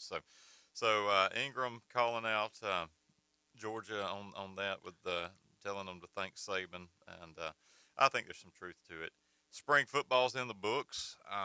There's a great little rundown on winners and losers from spring practice. Alabama's spring game was a little unusual. The weather was kind of icky toward the end. They were trying to move through it. But Jahmyr Gibbs was one that was cited as coming out as a winner, the transfer running back from Georgia Tech. Alabama's going to have a stable of running backs, and that's, I think, going to be one of the strengths. There are some question marks around wide receiver. There's some potential playmakers, but the one that they cited as kind of the loser out of spring break was A.G. Hall, who is now at Texas. Hall was late to one of the scrimmages and was basically summarily dismissed. He had several drops in the national championship game against receiver, Georgia. right? He had taken to his Twitter account and kind of posted a lot of cryptic things, was complaining about his playing time. And so, interestingly enough, he's found his way out to Texas with Steve Sarkisian and the other Billingsley, who transferred to. Those two seem to be, if you kind of can look back now and figure, well, why was Saban so perplexed about the chemistry of the ball team? It seems to now have centered around Billingsley and Hall, and now both of them are on the Sarkisian squad out at Texas. Of course, second week of September, Alabama makes the road trip to Austin. First time that Alabama's played at Texas in 100 years. That's gonna be a really good game. It's gonna be a good ball game. Great non-conference game. It'll be a conference game here. Aren't you going to that game? We're gonna make that trip there. And, I like going on these non-conference games where you're playing on campus somewhere. The neutral site. I mean, I know FSU's got a great neutral site game against LSU in New Orleans, but wouldn't that have been a lot more fun to have had it at Tiger Stadium? I'm telling you. And go in there, and then the next year have LSU on the grass at Doak Campbell? It would be. That's just me. I agree 100%. I know there's no money in that. I mean, it's an even exchange. But, gosh, look at the loss for Baton Rouge. Look at the loss for Tallahassee. I mean, now this is Orlando's gain. This is New Orleans' gain. And I know the athletic departments can put it in the coffers, but there is something that's really nice. And, of course, I wonder what they get like that. I wonder what kind of payout they get. We could pull up the contract on that and look, but it was several $1 million that were guarantees to Florida State and to LSU for coming and playing in both of those. Where they get that each year, they get it twice. Right. You go the home and home. Right. They're going That's correct. lose it. So I get the philosophy behind it, but. There's just something about Tiger Stadium on a Saturday night or Doak Campbell on a Saturday night with some big name in town. Better believe it. Yeah. NFL draft coming up, and Alabama has gone 73 years without a number one draft pick. 73 years. Really? And that could be in danger. Jamison Williams might be the number one draft pick wide receiver out of Alabama. So we will see if that happens. But, of all the talent that's come out of Alabama. That's amazing, really. You think about that. 73 years without a number one draft pick. So Alabama's had a pipeline to the NFL. I mean, untold numbers. It was north of $100 million off of the 21 team, that went. And so, stay tuned. Evan Neal, there are questions about his health and what that may do to his draft status. We will see how that He'd be a top 10 for sure. I would think he's still going to be a top 10, but there's some concerns. And, you just see kind of the sort of underbelly of the business side here. Oh, yeah. What was old Jerry Glanville, NFL not for long. I mean, you come in, you get this opportunity. But, gosh, the previous caller was talking about the number of injuries. Well, you increase the number of games, you increase the demands on the body. They're going to get to the pros. A little more concerned. So, all right, we've hit our hard stop here, and this has been your Auburn update. We really just talked more about catching up on Alabama, and want to thank you out at Bay Point for sponsoring the update. Get out there, get the sticks out, enjoy a round at beautiful Bay Point. We'll be right back in just a moment.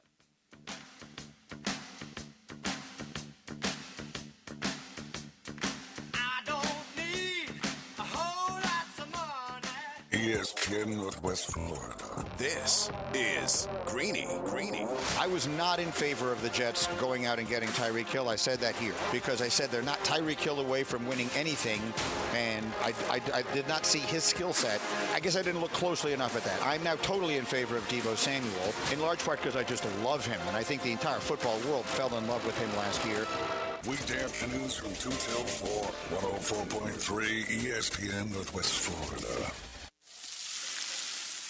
We know that juicy, cheesy, grilled to perfection burger sounds amazing, but it does sound like something is missing.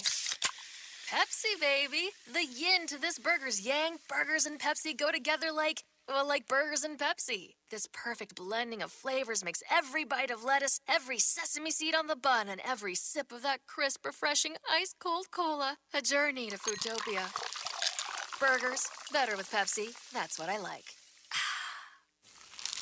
Is that the sound of an ooey gooey, cheesy, crunchy slice of P-I-Z-Z-A? Obviously. But as good as that sounds, we think it can get even better. Oh yeah, that's the sound of a freshly opened fizz-filled Pepsi. The only thing that can take this flavor medley of crunchy dough, mouth-watering cheese, and savory sauce to the next level. How about another bite? Pepsi and pizza sound like a match made in heaven and taste even better. Pizza, better with Pepsi. That's what I like. Here at Tracy's Fine Jewelry, we want to help you celebrate Mom this month. From mother's rings with her children's birthstones to unique one-of-a-kind pieces just like her. This month is meant to celebrate Mom. From our large selection of beautiful stackable bands to simple, elegant diamond necklaces that will bring a sparkle to her eye. This Mother's Day, show Mom how much you love her with a beautiful piece of jewelry that's as unique as she is. From Tracy's Fine Jewelry. With a new face at first and some of the best arms in the National League, this 2022 Braves team is loaded up for another run at the crown. Swung on, hit high and deep to center. That ball is gone! Home run! Tonight, Austin Riley, Ozzie Albies, and your Atlanta Braves look for a big National League win as they take on the Chicago Cubs at Truist Park. Braves, Cubs tonight. Coverage starts at 6 on ESPN Northwest Florida. He doesn't always go the extra mile. But when he does, it's because he missed the exit. It's the Coach James Hale Show. Live and local inside the J. Michaels studio. 104.3 ESPN Northwest Florida. And we're back on the Coach James Hale Show, ESPN Panama City, 104.3. If you're out there listening, want to give us a call, you can do so at 850-215-6290. We'd love to hear from you. Been talking a little bit about Alabama and Nick Saban and Paul Feinbaum, who likes to stir the pot as well. Had a little article about Nick Saban's replacement, but I thought we could have a little fun with this. One, I haven't seen Nick Saban's article on who he thinks might replace Paul Feinbaum down the line one day, but then it got me thinking about, well, you know, when retirement comes, who's going to replace Coach James Hale? So we can get a list going out there. Well, there you go. So, but no, you know, all good things come to an end, as they say, and there will be a retirement at some point. As much as the Alabama fan base would like to make Saban the eternal head coach, that's not going to happen. And Feinbaum's kind of pointing down the line. He named 4 candidates in his own thinking that I found pretty interesting. One, Dabo Swinney. So Dabo said name and likeness would knock him out of coaching. Clemson was not as strong as they have been in previous years. We heard the caller earlier saying that he's never seen Clemson look so poorly as he did through the spring. Feel like Dabo's stock is still high, or you feel like it's fallen a little bit? Well, you know, I think, I don't know about whether Dabo would take it or not. That'd be the question. And I think, like you say, the way the and those coaches are not dumb. I mean, they look at their talent and they look at what's coming in and they look in the future. I think right now Dabo would have a better chance to go into Alabama because, when he's on that run, those great teams he had, I don't think he would have left Clemson. But now I'm thinking in the future he might say, look, maybe I need to change a venue and, change a environment and go to Alabama. I think it's very likable that he would do it now. I really do. So certainly a candidate. Alabama ties, part of the national championship team with Coach Stallings. Of course, had a great story of just kind of how he overcame a lot of hurdles to be where he is, and has accomplished a great deal at Clemson. Put Clemson on the map in terms of its football prowess. But I think it's a critical year for Dabo. I do too. Dabo's got to lead Clemson back. Another one out of the ACC that Feinbaum mentioned was Mario Cristobal, who's just arrived. So I thought that was interesting that he really hadn't even gotten his bags unpacked and already being rumored, for potential replacement some years down the road. I think Cristobal right now, if he said, would you go to Alabama? He'd say, I'm on my way. I'm on the road heading up the interstate to get to Alabama. But he is in a great in a school as far as football in the Dade County. We all know this loaded with great high school football players, and he's in a position. And I don't know how they recruit in Miami. And of course, when you bring a kid in and you take him out to South Beach and let them hang around out there a little bit, that opens their eyes. And they got some things that they can get recruits in there. And but he's supposedly a great recruiter, so he's in a good place, I think, to bring Miami back. And but if Alabama called, he would be on the road in a hurry. I think, without a doubt. Miami. We still have images of Miami in the 90s and what it could be. It's interesting that name and likeness has not necessarily helped Miami yet because Miami had that name and likeness swagger about them long before it was ever legal. You better believe it. And I think they were using it too. Yeah. Because some of those players they got, like I said, when you take them down to South Beach and put them on a cruise ship and take them out there for a day or two and bring them back, they sold them on that. I'm telling you. They talk about the smoke and Sebastian and all that went with that. So you can see Miami being a place that could be on the rise quickly. Absolutely. So watch out. So 2 out of the ACC that Feinbaum mentioned. You go right up the road, and another one that Feinbaum has mentioned is Billy Napier, who's just at Florida. And he did a great job at Louisiana. I think what Feinbaum may be picking up on is more of the temperament and the style that Napier seems to be bringing into Gainesville right now, and his ability to kind of sort of own the program. I think Mullen's issue, I think, was the PR booster, the personality of him too.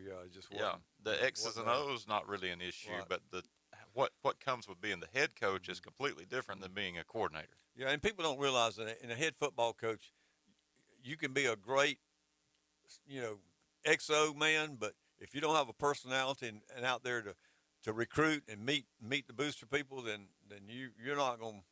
That's just not going to work out, especially at Florida. That's not going to work out because they've had their issues in the past, and I think he's got all that together. So I think, as Feinbaum said, I think he would be a likable replacement. But depends on how he does at Florida. That's a big deal. He's got to prove himself there. How do you think the Gators do this year? Big opener against Utah, and then you move through the conference schedule. SEC East. I saw where they were rated way down in the SEC. Florida's an interesting school. They sometimes you think they're going to do well and they don't do well. Sometimes you don't think they're going to do very well and they do good. So I think Napier is. I think he's a right fit for Florida. I really do. And I think they're going to be, okay. I mean, they're not going to be I'd be surprised if they do real well in the SEC, but I think they'll hang in there with most of them. If you look at Florida's history in the conference, there are really 2 flashes of greatness under Spurrier and then under Meyer with a generational player in Tim Tebow. Rest of the time, Florida's a very middle of the pack, upper middle tier team. Playing the East, I think, will help them. Georgia, obviously, is the big dog you got to knock off. There's no mystery about that. Tennessee's going to be an up-and-comer. But, used to the SEC East, is going to be decided in that Gainesville, Knoxville matchup every year. So Billy Napier on the list. And then the last one, and I'm curious to get your thoughts on this. And the last one to replace Saban, he goes up the road to Oxford, Mississippi, and it's Mr. Lane Kiffin. Well, that would be interesting. And I know Kiffin would probably jump on. He'd be on the plane flying in Tuscaloosa tomorrow if they call. But how would the booster fan in the fan base accept Lane? I don't know. Alabama is different because I don't know how they would accept him. That would be the thing I would kind of question. Well, and we have watched his maturation. From when he came from the Raiders to when he went to Tennessee. He kind of comes through at Alabama as an OC, and he is the one that you can credit for shifting Alabama to winning 17-10, grind them out ball games, 21-10 type contest, to putting 40 and 50 points on the board. It was not Saban, but it was Saban trusting Kiffin to do what Kiffin knows how to do. And I think that's why he got him, too. Right. He saw the game changing, and who can help us get there. That's what there. I was saying a while ago. That's right. And Kiffin was certainly part of that. He left, Alabama on really good terms. All I can tell, I mean, it soured at the end for some reason in that where Sarkisian became the interim offensive coordinator, and he and Saban seem to have patched their little rift up, but I don't know that carried over into the Alabama fan base as much as it seemed to be a little bit between Saban and Kiffin. And I think Kiffin's really matured a lot too, and since when he first started, he didn't care what he said about anybody, but I think he's changed a little bit now. Yeah, he's a little more stinging, and he's a little sharper in his humor. You may have seen this. He went out to throw the first pitch at the Ole Miss Tennessee game. Did you see this one? I didn't see it, but I heard about it. But he had his baseball out, and then he put it up and got his yellow golf ball out. and you're going to get this sideshow attraction. I mean, that's just what he's going to do. I showed Coach Hale several months ago, Hugh Freeze had gone to Twitter, and he had caught a bass, and he's holding up a picture of a bass. And, not to be outdone, here comes Kiffin holding up a big old yellowfin tuna. It just means more, and so you're going to have to just kind of know that that's part of it. But who he reminds me of is a younger Steve Spurrier. I mean, Spurrier came in to the conference with that same type of demeanor, and some of those unwritten etiquette rules just went out the door. Yeah, and how would the Alabama folks like that kind of atmosphere? I mean, Alabama's Alabama. Right. They're going to always be good with the kids they get. So I don't know how they would accept that. But well, it's one thing if you're an assistant doing that. It's another if you're the head person. So that would be a big question mark on Kiffin coming back to Tuscaloosa. But 4 names there: Dabo, Billy Napier, Lane Kiffin, Cristobal. You see anybody else that you could throw out there that maybe Feinbaum missed? What about Lincoln? Lincoln Riley coming across.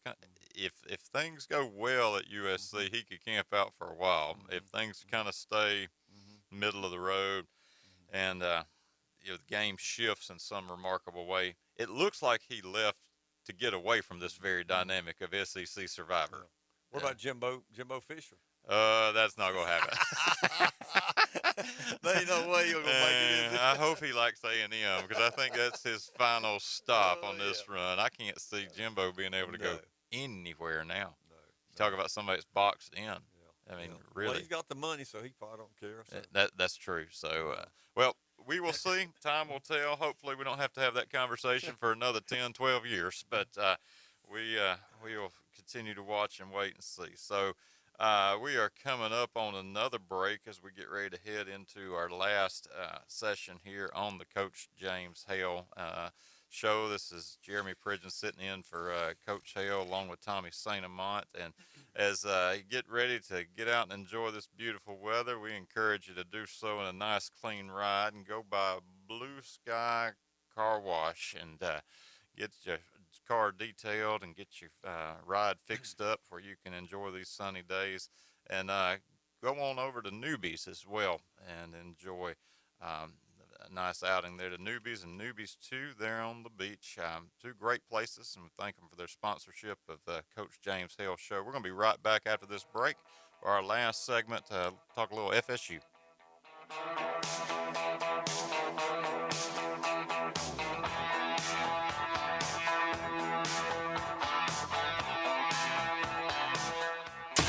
104.3 ESPN Northwest Florida is your radio home for live and local sports coverage. For the most high school and college sports from right here in our local area, it's the Coach James Hale Show, weekday mornings 7 till 9. Then the ride home is alive and kicking with the afternoon underdogs, covering the gamut of sports. Plus, the radio home for the defending world champion Atlanta Braves. Your local sports station is ESPN Northwest Florida. Good morning weather forecast for your Thursday. Mostly sunny skies, warm temperatures near 80 this afternoon. An east-southeast wind, about 10 to 15. Water temperature in the Gulf is 74. Partly cloudy overnight, around 64 for the low. Light south winds overnight. A mix of sun and clouds near 80 with light south winds Friday. A chance of showers of thunderstorms over the weekend. Typical spring weather, partly sunny near 80 over the weekend. For 104.3 ESPN Northwest Florida, this is meteorologist Tim Root. Hear that? That's the plumpest, juiciest hot dogs you've ever seen getting their grill on. But we both know what'll make it sound even better. Oh yeah, it's a Pepsi to go with your hot dog. Because when you're chomping on America's favorite meal, relish, mustard, and onions perfectly blending into a crescendo of flavor, there's only one thing that makes everything about that moment better. A cold, refreshing Pepsi. See what I mean? It's like music to my ears. Hot dogs. Better with Pepsi. That's what I like.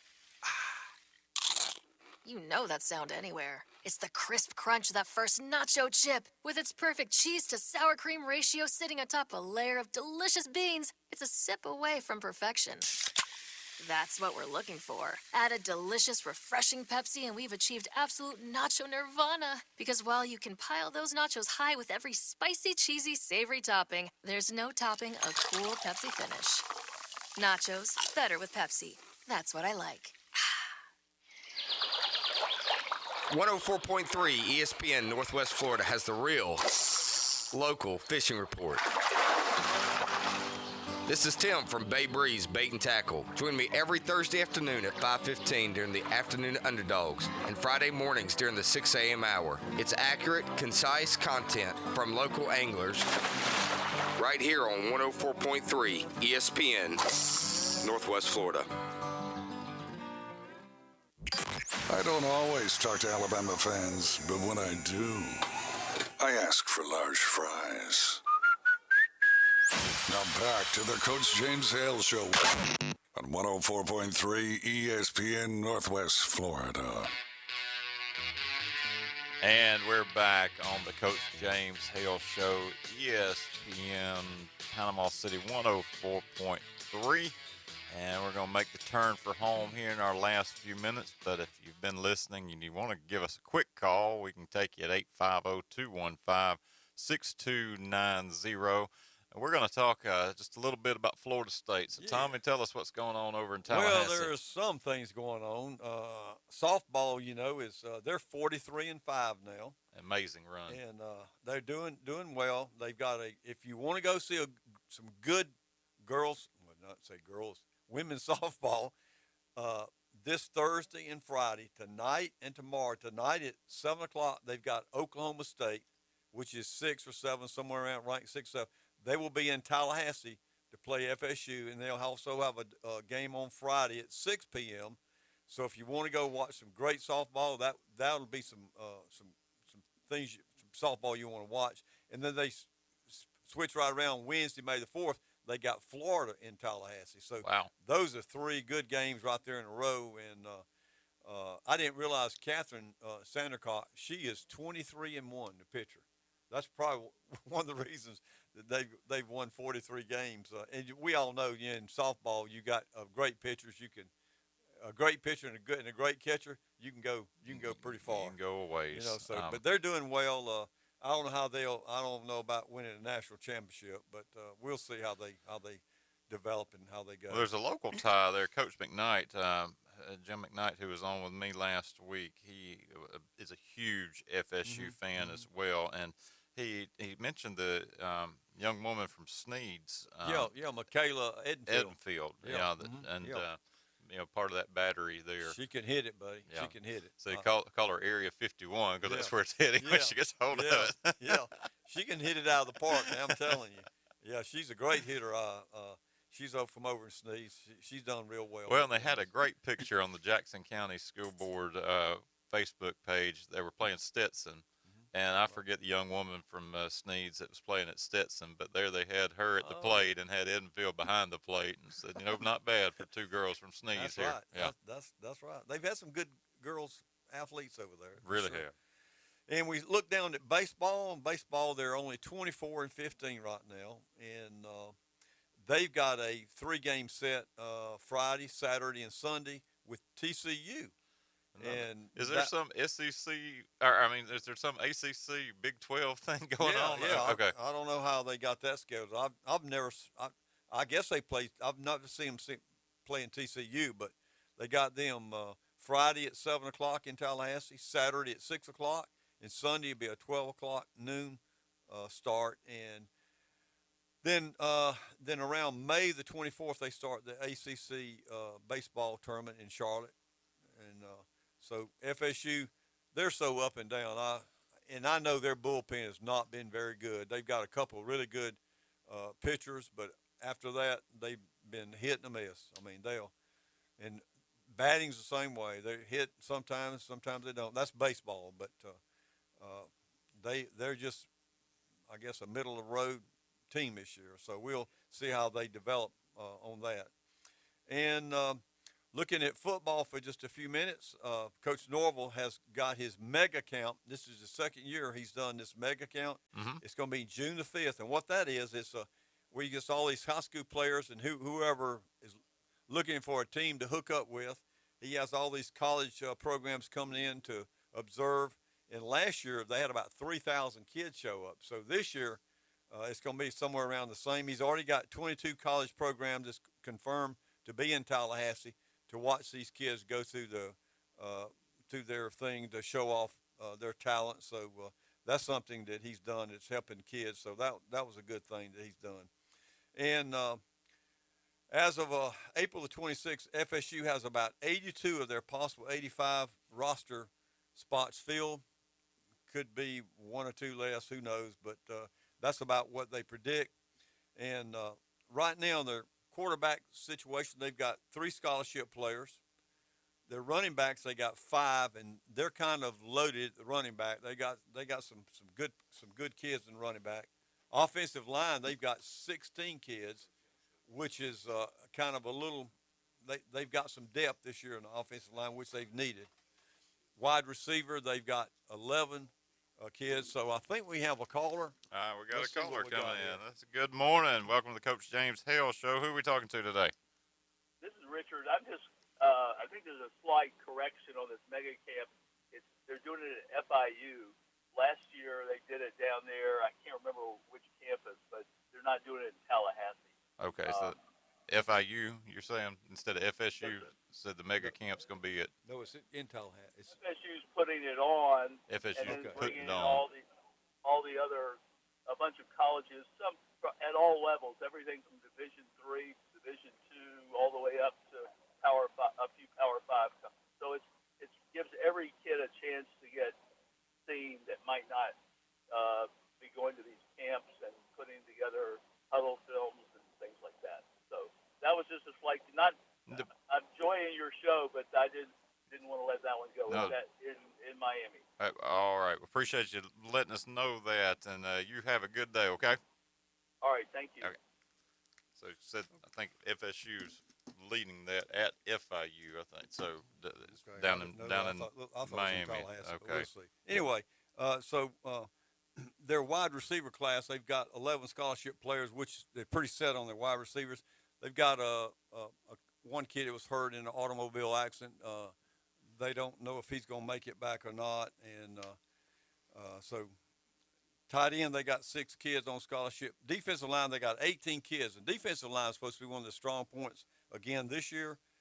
They got some returning players that's going to be good. And the linebacker, they got 7 there, and they're looking for one in the portal. But, May the 1st, I think, is the deadline for the portal to get the kid to be eligible for the fall sports. So that's something they're looking at. Defensive backs, another strong point. FSU, they got 14 kids on scholarship.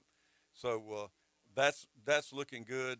They've got a lot of talent there. So it's going to be there are going to be some hurt feelings, I imagine, at defensive backs. So some of them's not going to play as much as they think they ought to.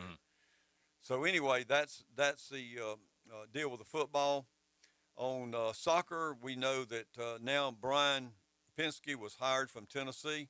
He was the reigning SEC Coach of the Year in soccer.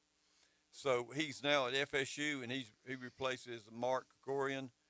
And Mark had won 3 national champs there at FSU, so he's got some shoes to fill, but he's highly regarded. So Brian's going to take over the soccer program at FSU. And in basketball, they hired R.J. Barsh. He's a Carlton Young assistant coach, left to go to Missouri. And so R.J. is from Boise State, so he's going to help be there with Leonard, Coach Leonard, to help with basketball. So that's about what we got for FSU.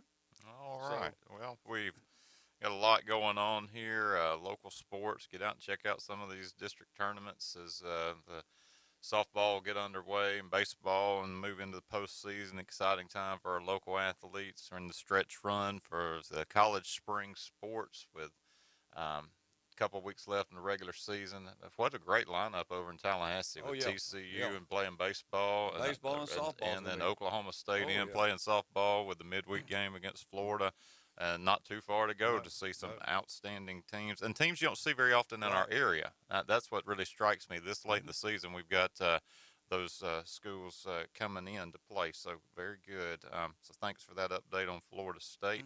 And we've had a great morning. Thanks for our callers coming in and sharing with us insights that you've learned. We all love sports here, and it's great to spend a couple hours just kind of looking at what's going on. We do thank you for listening, and I want to thank our sponsors as well for helping to bring this show to everybody here in Panama City, Bay County, and across Northwest Florida. Thank you, Tommy, for being here. Yes, sir. And we hope Coach Hale doesn't have too sore of a mouth when all this is over with, and he can. I hope that crown fits his head too. We can get him back in here tomorrow morning. He can tell everybody about it. But we thank you for your time this morning here on the Coach James Hale Show, ESPN Northwest Florida 104.3, and we will see you later.